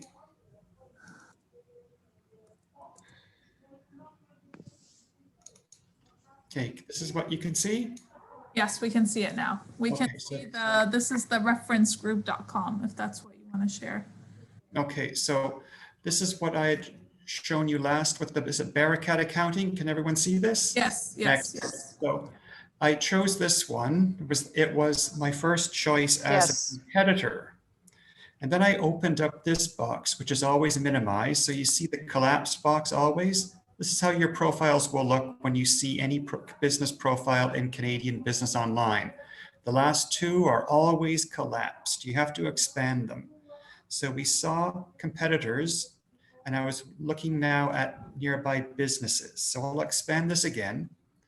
So if your business has a walk-in clientele, you have people coming and going, and you want to know who is coming and going in this area. Let's say you want to put your business in a strip plaza or in Square One, who is in your wing of square one. So say you've got the corner you're eyeing the corner where upstairs where Walmart is, right? Now, of course, you could go there. I guarantee you'll get lots more results. Just go to Walmart in square one and see who is there, right? But say you don't have that opportunity to look everywhere in every corner of the city to see who the walk-in clientele is at other establishments. Use this database to see. So in this area of Mississauga, where we have that accounting service, who else is walking over in that plaza or in this Cooksville colonnade? And so what is there? There's the library. On the second floor, Cooksville Library. And there's also a dental office. What's this, a CAFINX? Wonder what that is. Oh, computers, computer repair. Okay, so people are bringing in their computers. And doctors, physicians, a doctor office, a chiropractor, a medical school, a tea shop. So you know who's going to this Cooksville colonnade. They're going to get their computers fixed. Lots of medical people in the building, dentist, physician, health and diet food, medical school, a chiropractor. So if you're thinking of establishing a business involving in health, you might want to see if there are free space in the Cooksville colonnade. So we could go back to the competitors, expand this one, and we'll see, let's do Lucy Peng. Lucy Peng is a CPA. She's got a website and 2 people work for her. Her sales, she's not divulged her management directory, but I can be well certain that of these 2 employees, that one of them is named Lucy Peng. And they're at Village Center, so I know where that is. That's near northeast of Square One. And these are the expenditures for her accounting businesses. And you can then see her nearby businesses. So people are going to her company if they walk in to see to get their accounting done by her, and what else is in the area. So other accountants, investment, financial, these are business building, which deals with not so much people bringing in their children. There's no children's clothing stores. So let's consider this area of the city. You want to establish, say, a clothing store. Well, people aren't really going there for retail. They're getting stuff done. They're seeing their lawyer, psychologist, accounting, investing firm. They're probably not going to be coming out with bags of clothing. So maybe that area, that's the area of Mississauga, just south of the highway, east of here, Ontario, is not that suited for a clothing store. Maybe because Square One is next door, maybe they go there instead. So you can look for companies in Canadian Business Online, going to the library's website. I'll just talk briefly, just conclude by talking about the other database.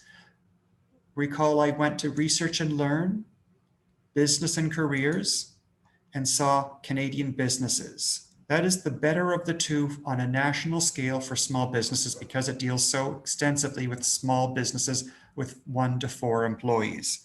But I won't say that that's the only thing you should look at. You should also take a look at Scott's over here. Scott's Canadian Business Directory. They have about 1/4 the size of businesses in it. Look at the number, 538,000. These businesses are not really small. There are some, yes, but Scott's concentrates mainly on industrial companies, on manufacturing, and on the big service companies and the biggest employers. If you have an idea for a manufacturing business, you might want to check Scott's as well. Now, you won't find little accounting firms in Scott's, or beauty salons, or coffee shops, or dog salons in Scott's. No, you won't. Those companies, those small service companies, use Canadian Business Online. But consider Scott's as well for your business if it has an industrial or manufacturing focus. So look at the search criteria over here. Now, the other directory, we use business type to look for businesses. I use that for accounting. In Scott's, don't use business type. Please go to product and service and alphabetical listing. And one of my colleagues, Anne Breen, I'll have her forward to the group the PDF files of how to navigate these databases and what to and what not to click on to make your searching easier. It also will include my contact. So if you have any questions or you need to apply for a Mississauga card, contact me and you can get advice. I can tell you more about the databases after this program is over. So here we have the alphabetical listing. It's A through Z. Pick a topic if you want. We're at A, so let's try accounting. It's extremely descriptive, so you may not get very far if you scroll with your little mouse wheel. Better to go to the right side and go up and down because you get a lot get there a lot faster. So here's accounting firm, services, and if you click on control, you can make multiple selections at the same time. You don't have to click one and one and one to transfer them over. So these are all different accounting firms and there are over 6,200 of them. If you want the city, same thing as we did before, click on city under the geographic criterion and then wait for the city to pop up. I'm waiting for it, here it is. So it's always the first thing alphabetically. So you want to choose Ontario, and we did before Brampton and Mississauga and Oakville. So I can do Brampton here and Oakville, or I'll do Mississauga since that's up here. And Oakville. The other directory, you see, it's already easier because you can just type in and go. So here are these three. I'll search and I get 252 matches of accounting firms. They're all listed alphabetically, first of all, within Brampton and then Mississauga and Oakville. So if I could just click on a simple profile in this directory to show you how much they're similar and how they differ. So you see a company name, address, phone, fax, if there is one, website, accounting size, or employee size, I mean, is 2. They give you a range. They don't give the exact figure, like 111,000, but they give you a range of, so it's under $1 million. So you don't know if they're making $10 a year or 999,000 a year. They also don't give you the expenditures. So you don't know how much Crown Accounting Services is paying on advertising and insurance, rent and salaries. Here's one executive name of these 2 people who work there. The manager is Ms. Aisha Asgar.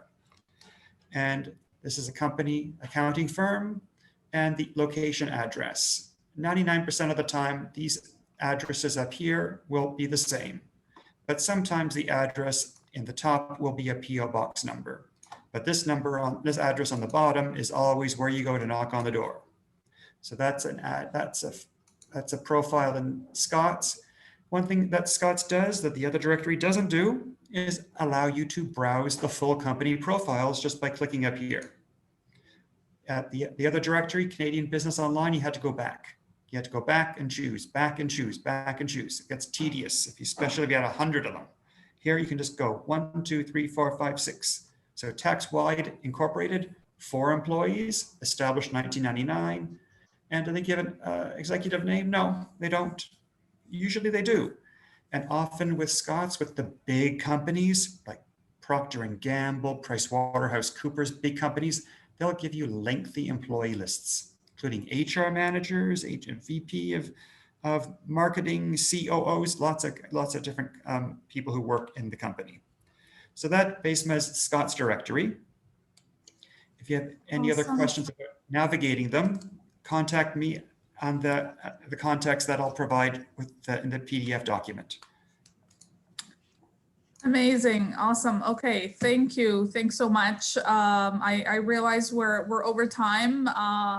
So I don't want to, I want to be respectful of your time. And again, thank you so much for the flexibility, and for Susan, I'm sorry you had to repeat the presentation twice. But Okay, I've got it down pat now. It'll be a story to remember going through the presentation twice in a row. Yes. Thank you so much, Susan and Craig and Breen. So Breen will be sending me all the documents that Greg was referring to, and I'll be sharing it with the group of students. and yeah, hopefully you get some. I think for some of them, they're not everyone is Mississauga resident, so some emails and questions about how to get access if they're not a Mississauga resident. They can still get a card. Okay, amazing. So again, thanks so much, and enjoy the rest of the day. Thanks, Besma. Take care. Thank you. Take care. Okay, folks.